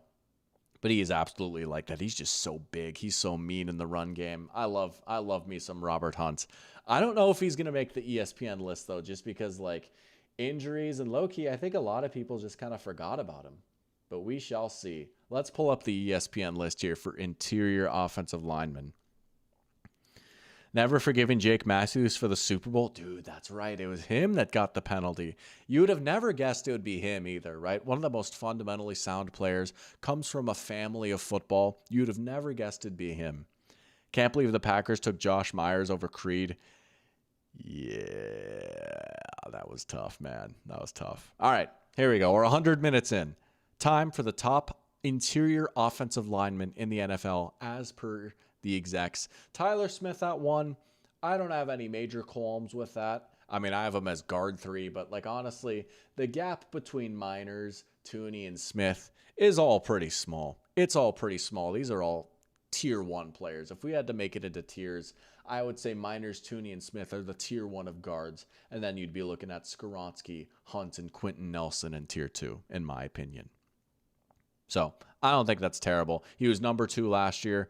Another one of these highest ranking 1, lowest ranking unranked. Like, what NFL exec is leaving Tyler Smith off their ballot? Whatever. Quentin Nelson at 2, maybe a tad bit much for me, but he still is top 10. He's low-key had a bit of an up and down career after like one of the greatest starts to a career ever. I mean, his first like 3 or 4 years in the NFL looked like he's on his way to becoming the greatest guard of all time.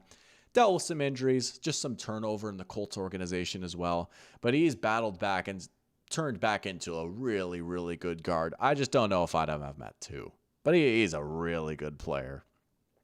Creed at 3, I'd have him at 1, but whatever. Highest center, so I can at least get down with that. He's center 1. I agree with that. Brick Johnson? Who's Brick Johnson? Seahawks took Dwayne Eskridge over Creed. Dude, everyone took someone over Creed. I mean, did he go in like late 2nd round? Everyone took someone over him. Quinn Miners at 4. I have him at 2. Yeah. Maybe like a slight down year for him last year, whereas like last year I was like, man, he's just so far and away the best guard in the NFL. Now it's like, it's close between him and Tooney, but yeah. And then Tooney at 5. I mean, right now, so far, outside of Quentin Nelson, the top 5 is aligning. Maybe not in perfect order, but something tells me Peter Skoronski's not going to be coming in at number 6 here. Chris Lindstrom, another player who I think is like maybe a tad overrated. Chris Lindstrom is low-key a zone run merchant. He is a great athlete, and he's great at getting out in space. He does not have a lot of power, and the rep is great in the run game, average in the passing game. He's like above average, but I wouldn't say he's like some fortress in pass protection. I know this is like such a dorky take to have. Guys, Chris Lindstrom is overrated, but I do think he is a little overrated. In my opinion. Lowest ranking, unranked, based. That's based. Traith Smith at 7. I thought about him. I think he'd be more in the teens for me personally, but I thought about it. Linderbaum at 8. I have Linderbaum at 8. Let's go. Peter Skoronski made it. And Aaron Brewer made it. Let's go. Let's go. Let's go. All right. We're up a little bit. Someone at Peter Skoronski at 1. That's a bit much for me, but I love seeing Skoronski and Aaron Brewer make the list. Let's go. Yeah, dude, he's a freak athlete, but he actually has a little bit of beef to him. Even though he's like a little bit smaller, he plays well above his size. Honorable mentions, Gray Zabel, horns up, honestly. Don't hate that. Tyler Booker had a nice rookie season as well. Elton Jenkins is crazy. Nah, Elton Jenkins, he was so bad last year. I think he's really started to fall off a little bit with age and injury. I would not have Elton Jenkins anywhere near the top 10. Robert Hunt's, hey, next year, man. Next year, we're coming for top 3. Also receiving votes, Landon Dickerson. Injuries scare the crap out of me, but he's good when he's healthy. Zach Frazier, I had him at 6. I love him. Connor McGovern's turned into a nice player. Kevin Dotson, Cam Jurgens, Steve Avila. He's another guy I thought about. Eric McCoy, my king. Just please stay healthy for once, please. Let's go. Come on, please. And then Jonah Jackson. All right. Honestly, not as big of a differentiation as I thought there would be. I like seeing that. Let's go. Let's go. The execs, it turns out, might actually know ball. All right.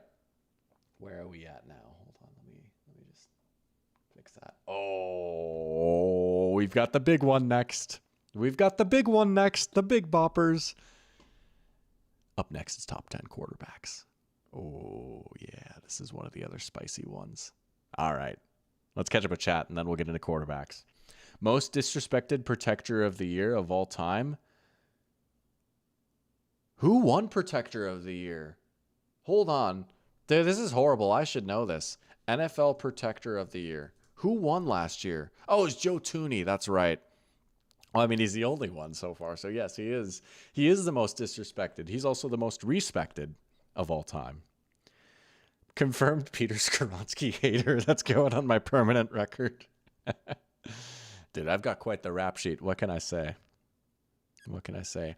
Brick Johnson? Wait, that's...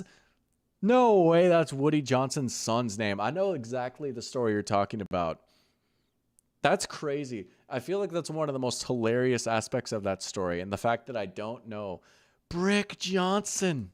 Brick. His name is Brick. Just like The Middle. Y'all seen that TV show, The Middle? The kid's name is Brick. That's amazing. Let's see what kind of witchcraft doctor comes up for his QB list. There is maybe a little bit of witchcraft on here. We'll see. Yeah. Yeah, this one's yeah. All right. I'm a little pretentious about QBs too. I've kind of just accepted in general. I'm a little pretentious, but you know what? That's fine. I am who I am, and I've made peace with that. That is kind of my quote of the year. I feel like I've said that in so many different contexts. I am who I am, and I've made peace with that. Keep that in mind as we look at my top 10 quarterbacks. Top 10 quarterbacks for this season. Top 10 quarterbacks right now, really. Number 1, Patrick Mahomes. Number 2, Josh Allen. Number 3, Matthew Stafford. That was a little backwards hat for you. Number 4, Lamar Jackson. Number 5, Drake May. Number 6, Dak Prescott. Number 7, Joe Burrow. Number 8, Justin Herbert. Number 9, Trevor Lawrence. And number 10, Jordan Love. Eagle Eye saying pretty bold having Jordan Love at 1, but I respect it, dude. I know it's funny, right? Because I just posted a short/TikTok about Jordan Love, and I said he's firmly inside my top 10 quarterbacks. And he is. He made the cut at 10. But it just goes to show like how many really, really good quarterbacks there are in the NFL right now. I know Sebastian is sad about Goff, and believe me, Goff is probably number 11 for me. He was a very tough cut. Dude, I will not have any of this like the quarterback position is so bad right now. Dude, there are so many good quarterbacks in the NFL right now. The quarterback position is in excellent hands right now. There's so many great players. And so like for me, when I say Love is firmly in my top 10, like I fully believe he's that caliber of player. And I would say like him, Lawrence, and like Loki even like honestly like 6 through 10 are like all kind of in the same tier. And you could like mix and match and interchange these guys a little bit, right? But Love absolutely deserves a spot here, I will say. Jordan Love over Goff is crazy. I don't think so, man. And I say that as someone who's grown to appreciate Goff more and more every season. I really do think he is a great quarterback. Love just brings a little bit more to the table, man. What Love can do outside of the pocket, Love's arm talent, Love's ability to scramble, to throw off platform and hit those fadeaways. Oh, dude, he's so good. Not to pull up the spreadsheets and bring the calculators to the argument, though. Here's what I'll say. Goff borders on top 5.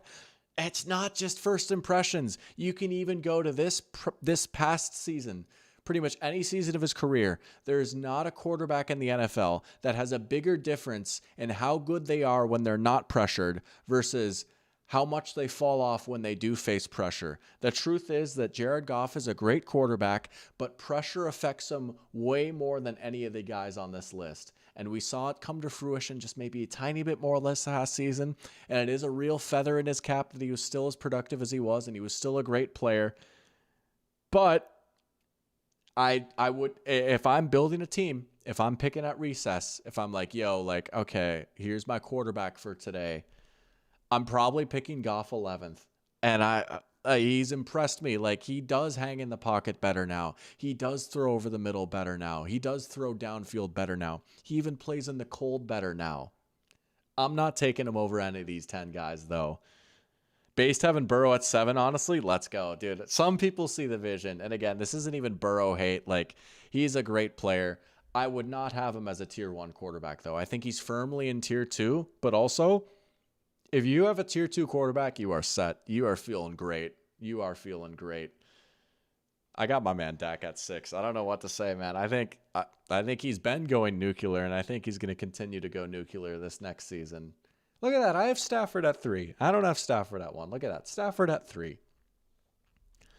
Let's see. Unsubscribing and calling the police. Mahomes hasn't even been good for 3 years.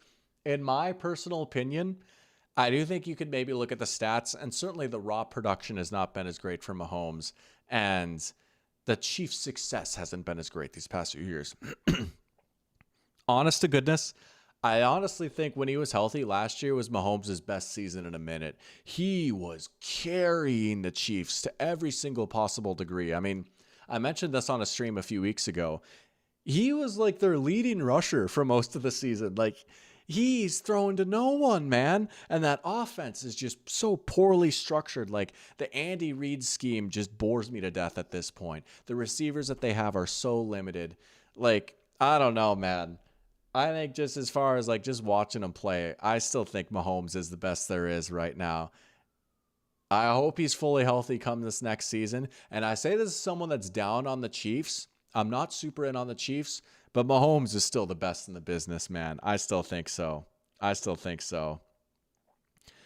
I'm salty about Darnold. Nah, Darnold would be in the teens for me, and maybe I'll have to do the quarterback ranking quiz again at some point. I do think that Darnold would be at like maybe 13 or so for me. I would not have Darnold in my top 10, though.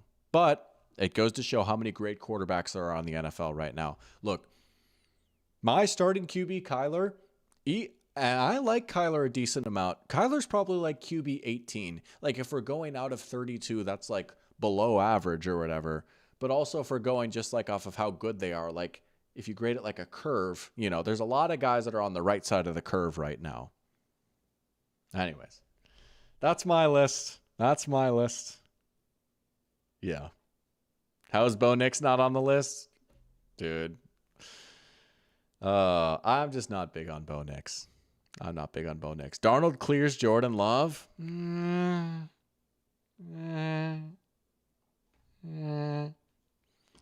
This year you'll see, I promise. Xavier Worthy and Tokyo Drift are good enough weapons. Tokyo Drift is crazy. No, see, I do not think Xavier Worthy is really that good. And even Mr. Tokyo Drift, Rashee Rice, is an extremely limited receiver. Like, I don't think that Chiefs receiver room is very well built out. I really don't. But let's see what the execs are saying here. I like this debate, though. You know what? Embrace debate. Kyler Murray is not 18 in the Big 26. He might be. 18? Maybe. All right.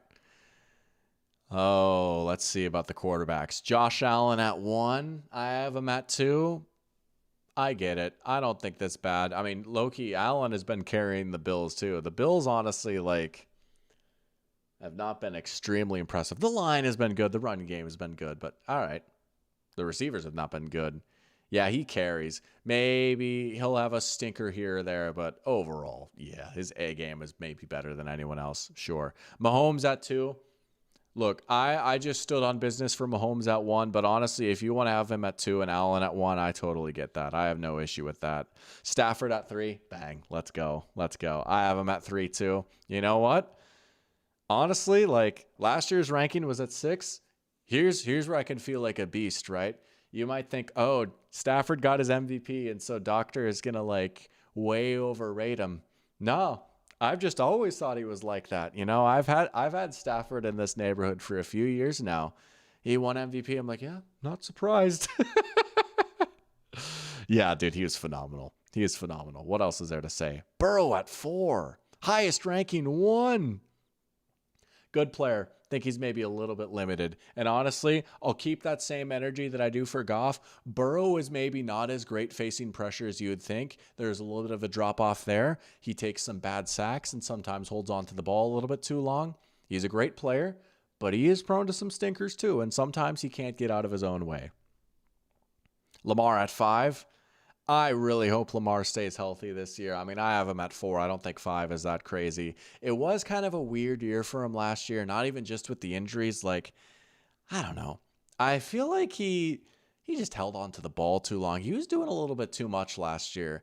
A lot of it seemed to be mental for him. So I hope he's locked in with the new coaching staff now, and I really hope he stays healthy because I think he could work his way back up to like 2, honestly. Dak at 6. Let's go. We've done it. We've won the war. We've won the war. Dak at 6. Bang. Let's go. Yeah, dude. He's one of my favorite quarterbacks in the NFL to watch. He is one of the most pure ethical hoopers at the position. This is going to sound insane, but I truly fully believe this with every fiber of my being. Simply play style wise, like player archetype wise, he is the closest thing in the NFL that we have to Peyton Manning. With the way that he commands the line of scrimmage and runs the offense and sets protections and changes plays at the line of scrimmage and can hang in the pocket and can hit every throw in the book, he is obviously not as good as Peyton Manning. I'm not saying that. But he is the closest thing that we have to Peyton Manning in the NFL right now. I love Dak Prescott. Oh, unbelievable player. Herbert at 7. I have him at 8. Sure.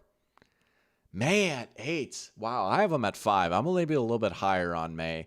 People dinging him maybe for the playoff run, but also you have to keep in mind, you want to talk about a carry job, dude. That Patriots offense had no business being as good as it was. You can say the schedule this or that, but all the tools came to fruition very quickly for him. And I'd love to see what he does with A.J. Brown and Romeo Doubs in the offense this year. I think he's a phenomenal quarterback. I think he's the best in the draft class from 2024. Goff at 9.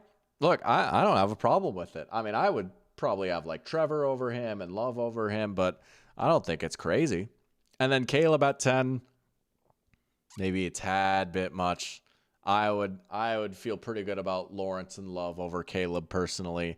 I think Caleb can certainly get there. I'm not doubting his ceiling one bit, and he's grown and improved a lot from year 1 to year 2.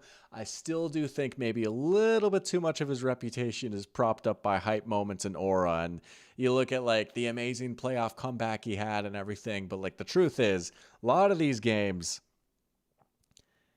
the Bears were in a hole to begin with because like he stunk it up for 3 quarters and then he hits a few crazy throws in the 4th quarter. And that's not necessarily a bad thing because they ended up winning and he made the plays. But also I would like to see maybe a little bit more consistency in accuracy and hanging in the pocket from him. Even though he's shown some growth, I do think he could hit another level. Let's talk again in a year. I'm not saying this is horrible to have him at 10. Let's talk again in a year though. Large corporations smoke small creators. Got Goff in there? No. Oh, man. Jack said, I'd take the top 10 on your list as well as Darnold, Goff, Daniels, Nix, Purdy, Stroud, Mayfield, Hurts, Williams, Brissett, Dart, Rogers, Ward, and Daniel Jones off the top of my head over Kyler. Maybe even Malik Willis. The 10 for sure. Darnold, I'll give you. Goff, I'll give you. Daniels, I'd think about it. You know what? I'll give you Daniels. Nix, I will say no. Purdy, I'll say yes. Stroud, I'll say yes. Mayfield, I'll say no. Hurts, I'll say no. Caleb, I'll say yes. Brissett, dude, I love him, but no. No. Dart, no. Rodgers, no. Cam Ward, no. And Daniel Jones. That puts us at 17, in my estimation. That puts us at 17. And Bryce Young, maybe I've got the purple goggles on, but we'll see. We'll see. Mac Jones and Tyler Shuck and Bryce Young, no. I don't know. Teach their own. He comes in at 17 for me. What am I smoking, dude? This could be a whole separate stream. We gotta do the quiz again. He's not that bad. He's not that bad. He needs to stay healthy though. I am like genuinely worried about that. No, I mean I feel like the last time I did the quiz, like even before Kyler came to Minnesota, I probably had him in that neighborhood. I'll have to pull up the receipts. He was benched. I don't think it's as simple as that, though. I mean, look, we're talking to Mr. Jacoby Brissett here. I don't know. Darnold, honorable mention. Daniels, honorable mention. Jordan Love, honorable mention. Trevor Lawrence, honorable mention. Bo Nix, Daniel Jones, CJ Stroud also receiving votes. The quarterbacks, ladies and gentlemen. Kyler over Rodgers. Dude, Rodgers was not good last year, man. Rodgers is cooked. I don't know. Please, Kyler, please be good. All right. We've got two more. We've got one more here on, well, no, we've got two more on ESPN. We've got three more lists as a whole. Unfortunately, we're gonna have to wait for the safeties, but I don't know. Saying I'm definitely taking Murray over Nix and Mayfield and had to think about Jaden Daniels is absolutely ludicrous. To each their own. To quote Howard Ratner from Uncut Gems, I disagree. Dude, I'm having so much fun right now. Oh, man. All right. Let's get into the off-ball linebackers. All right. Dr. Pigskin's top 10 off-ball linebackers right now. We have number 1, Fred Warner. Number 2, Zach Bond, which... Again, I love this site. Zach Bond is spelled incorrectly. Number 3, Jordan Brooks. Number 4, Ernest Jones. Number 5, Jack Campbell. Number 6, Azeez Al-Shaair. Number 7, Devin Lloyd. Number 8, Carson Schweschinger. Number 9, Blake Cashman. And number 10, Deion Henley. Oh, is this the list? Dude, I know. I bet I know what it is. I bet you Ernest Jones is not in the top 10. And honestly, that would be ridiculous. That would be ridiculous. Have fun when the Vikings are mid again. Dude, I've already kind of accepted it. If they're mid, I get to push my Fire KOC agenda. I win either way. Jack Campbell season turned into a great player, man. Was clowned on as a reach at the time. Nah, he is a brick wall. One of the best defenders in the NFL against the run. Complete downhill menace. Love him. Love him. You know, the second team All-Pro, who was the only player to have 100 tackles and 5 picks. Talking about Ernest Jones? Yeah, I mean, look, I think you could have him in tier 1. Well, tier 2 probably. Warner's tier 1 by himself, and then you'd have Bond, Brooks, and Ernest Jones in tier 2 probably. It's tough, man, but all three of these guys are so good. It's tough. It's tough. You could argue he's our best player besides Pookie in 2025, talking about Jack Campbell. Yeah. Yeah, he's good. He's good. Let's see what the ESPN list is, though. If I had to guess, I don't think Azeez Al-Shaair is going to be as high as me. I don't think Blake Cashman is going to be as high as me. I don't know if Deion Henley is going to make the list. And I don't think Ernest Jones is going to be as high just based off of some foreshadowing. Yeah, that would be ridiculous. All right. Well, let's see for sure. If I'm a Seahawks fan and if Ernest Jones isn't on here, I would be crashing out, though. I get that. All right. Number 1, Fred Warner. Yeah, pretty self-explanatory. Oh, Roquan at 2. This is low-key a little Bobby Wagner all-pro coded. Just a little bit. Look, he's not bad by any means, but he has fallen off considerably over the past few years. I don't have him on my top 10. I didn't even really think about him for my top 10 that much. 2 is crazy. 2 is crazy. Carson Schweschinger at 3. Wow. Great player. 3. I mean, maybe next year. Great player, though. Zach Bond at 4. Okay, I have him at 2. He proved he wasn't a flash in the pan. He's legit. Campbell at 5. I have him at 5. Let's go. Oh, look at that, dude. I've got my head a little too far up my own butt right now. Aziz Al-Shaair probably isn't going to be on here. Nah, he is. He is. Let's go. Nice. Aziz Al-Shaair at 6. Yeah. Diet Fred Warner. Great player. Jordan Brooks at 7. I have him at 3, but you know what? He's in the top 10. Nick Bolton at 8. A little high for me. Edrin Cooper at 9. He was a guy I kind of thought about. He was a little disappointing last year, but he's still a fun player. We'll see how he does without Quay Walker, too. I mean, look, he's the ultimate just point him at the ball and say, you go type of linebacker. He's a fun player, though. I thought about him. And then Devin Lloyd at 10. Yeah, he's put together a couple of good years. Honorable mentions for Quay Walker. Dude, see, Quay Walker over Ernest Jones. All right. Patrick Queen. All right. Demario Davis is an honorable mention I can get down with. I mean, come on, man. Aluakon? I don't know. Jihad Campbell, I actually like getting a vote. You know what? Screw it. Projection for the future. Blake Cashman isn't even on here at all. That's chill. He was injured last year. He's an unsung player. I think he's so good, though. He's one of the best coverage linebackers in the NFL. Man. Doc could watch Seattle sink into the ocean without shedding a single tear. No, it's the execs that could do that. I had Ernest Jones at 4. I'm safe. The eye test shows that he's gotten way better against pressure in the past few years. He has. That's true. He has. I still won't say he's like Jordan Love against pressure, though. Personally speaking. But loved Cashman for a while, but he's just never been consistently healthy. I get that. Maybe I could have dinged him. Maybe I am biased after all. Maybe I am evil and I have an impure heart. Fred Warner's a certified first ballot Hall of Famer. No doubt. Absolutely no doubt. All right. Y'all, it's like 10:07. We're wrapping up here, though. We got a few more to go. Quit the Bobby disrespect. I mean, look. Bobby Campbell is like a slightly worse version of Jack Campbell, where it's like, you know what, he's still a brick house. He can still wreck shop in the run game. You just can't get him going backwards. And unfortunately, that is a very big part of playing linebacker in today's NFL. He is a pretty big problem in coverage. And that alone is like, you know, probably shouldn't be getting all pro votes. But also isn't as good at losing to the Bears as Jordan Love.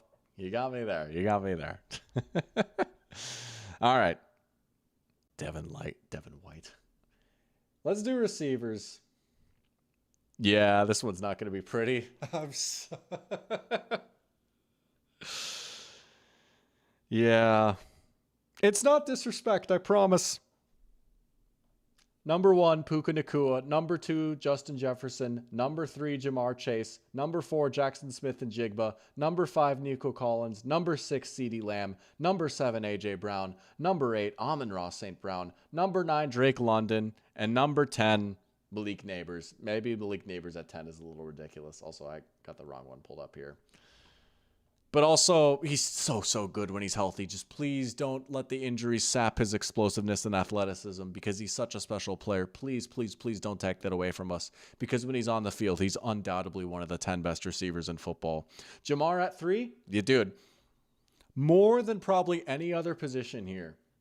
Wide receiver is extremely packed at the top. More than any other position. Tier 1 is 1 through 4. If you want to make an argument for any of these 4 guys to be at 1, I will hear it out. I will absolutely hear it out. I have no issue with it. JSN, maybe the best separator in football, also developed as a downfield threat. Unbelievable production last year. Also just had a ton on his plate as far as like carrying one of the most run-heavy offenses in the league and leading their passing attack more or less, right? Also doesn't have crazy weapons around him. Jamar Chase, one of the best, if not the best, big play threat in all of football. Unbelievable after the catch. Unbelievable downfield. Can high point the ball. Also developed into a very nuanced, good route runner. Can work out of the slot. Justin Jefferson. I would say if it's not JSN, Justin Jefferson is the best separator and the best person at getting open in football. Unbelievable after the catch, has spectacular catches in his bag for days, can high point the ball, and low key, dare I say, gets sold by his offensive scheme just a little bit. Would it really kill us to get him a slant or a screen every once in a while? Would it really kill us to give him an easy look? Nope, it's all hard for him. And then Puka Nacua at 1. Look, all the great things that we've said about these other receivers apply to him. He's also maybe the best blocking receiver in the NFL. He might be a little cuckoo. He might be a little crazy. I think he's the best receiver in football. I have him over Jefferson. I don't get JSN at anything lower than 2 at most. I understand. I know, dude, it's hard to argue the production. I do just think like Jefferson and Chase have a bit of an extra gear that JSN almost has but doesn't quite. And then Puka just as a blocker and after the catch is unstoppable. I mean, he is the archetype for the modern receiver in that he can fill all 3 roles. He can block. He's good after the catch. He gets open. Like, again, any of these 4 guys, you could make an argument for 1. We have to split hairs and put these guys in order. I don't know, man. They did have similar seasons. I will say, played a fewer games, right? Yards per route run, all these advanced metrics point in favor of Puka, and maybe I'm valuing blocking a little bit too much. Yeah, but also, I mean, it does open up like the Rams really do run their offense around the fact that he can block, you know? Like, I don't know.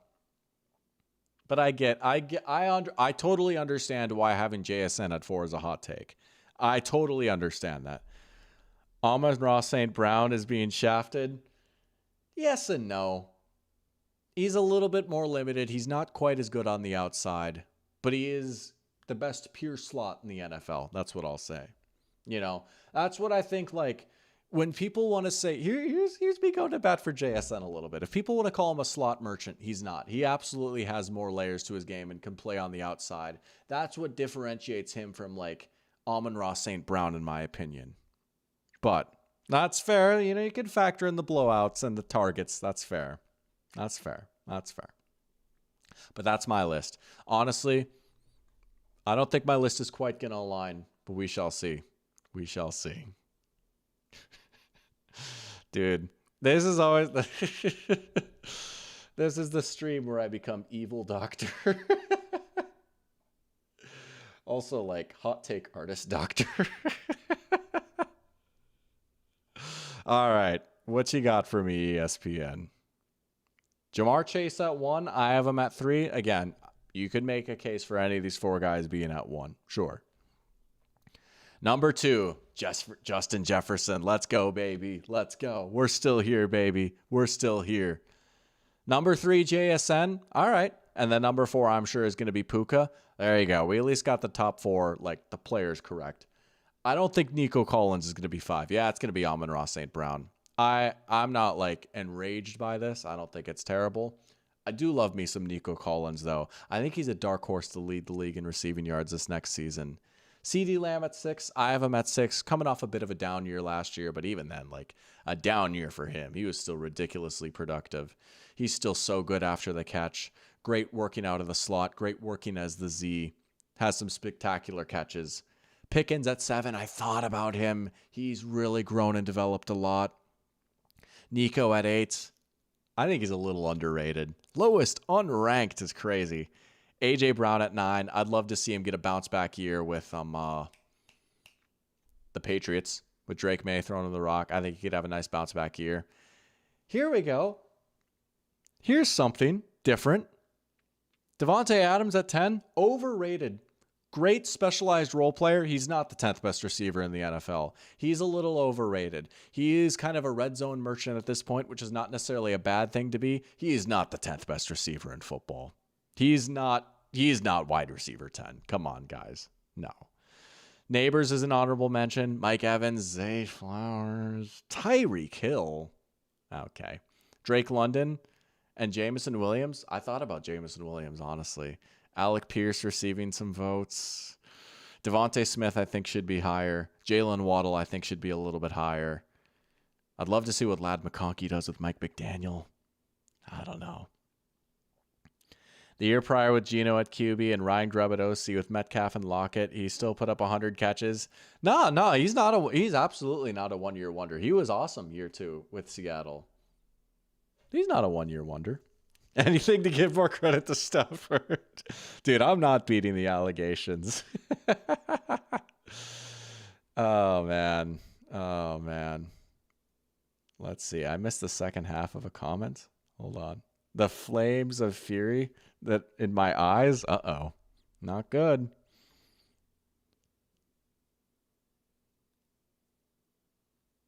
I can't see it. Whatever. Dude, it's getting late. It's good to be my bedtime. I'm gonna dodge a little bit. All right. This is the last top 10. Unfortunately, we do not have an ESPN version for this one, so we're just going off of mine here because ESPN hasn't released it yet. I thought they were going to have them all out by now. They don't. Whatever. You live and you learn. But our final top 10 for the night. Top 10 safeties. We have at number 1, Kyle Hamilton. Number 2, Antoine Winfield Jr. Number 3, Nicky Manwari. Number 4, Brian Branch. Wait, low-key, this might be the wrong one. It is. Hold on. Dude, that's crazy. I put the wrong one in there. I had to fix mine. Here we go. Let's try that again. Top 10 safeties. We're going to hide the ESPN thing because we don't need to see that. If I can. Okay. We're going to make it real big. Oh, just kidding. There we go. Grand finale, folks. Top 10 safeties. Number 1, Kyle Hamilton. Number 2, Brian Branch. Number 3, Antoine Winfield Jr.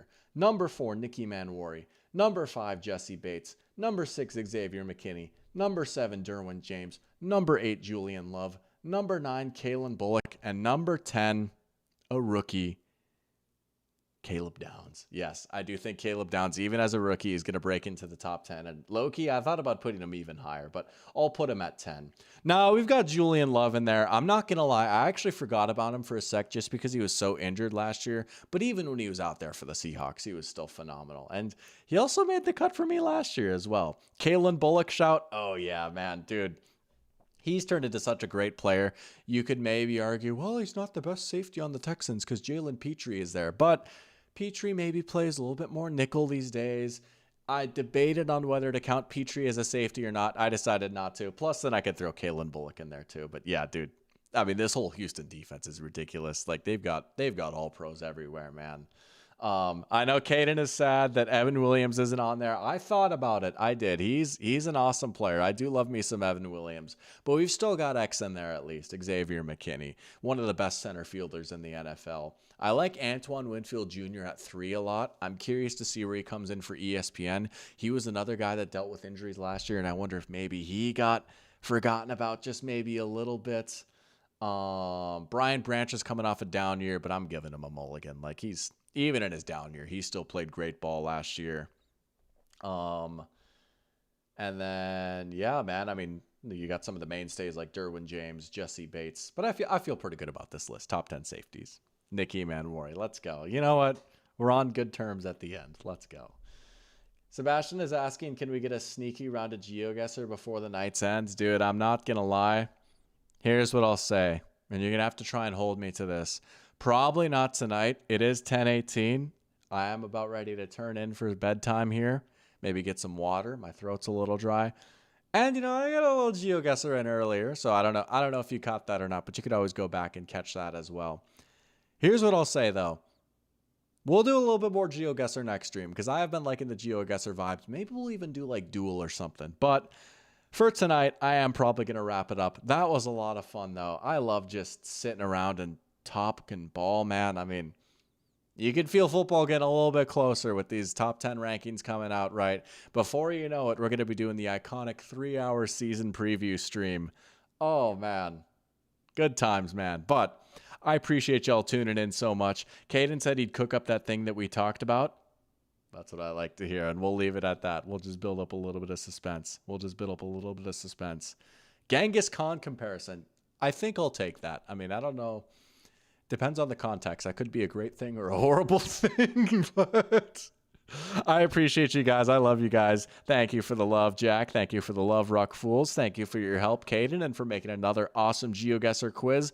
Shout out NFL Perry. Can we please add Byron Murphy to the website? But thank you for having this nice little top 10 list for me to use. Signing off, says it wants to say, even though I gave you a hard time, I think you're a smart dude and a great guy in general. I appreciate that, Sebastian. Thank you. No, I know you guys are joshing me. Like, look. That's a part of the deal, right? We're all just guys sitting around in the living room talking ball. We love to razz each other, right? I always appreciate it. And if anything, it makes me feel more included and like I belong even more. If I wasn't getting roasted or debated with, I'd be a little sad. It's like, oh, like I'm not one of the guys. But it's almost like a badge of honor. So, you know, at the end of the day, I am like a content creator.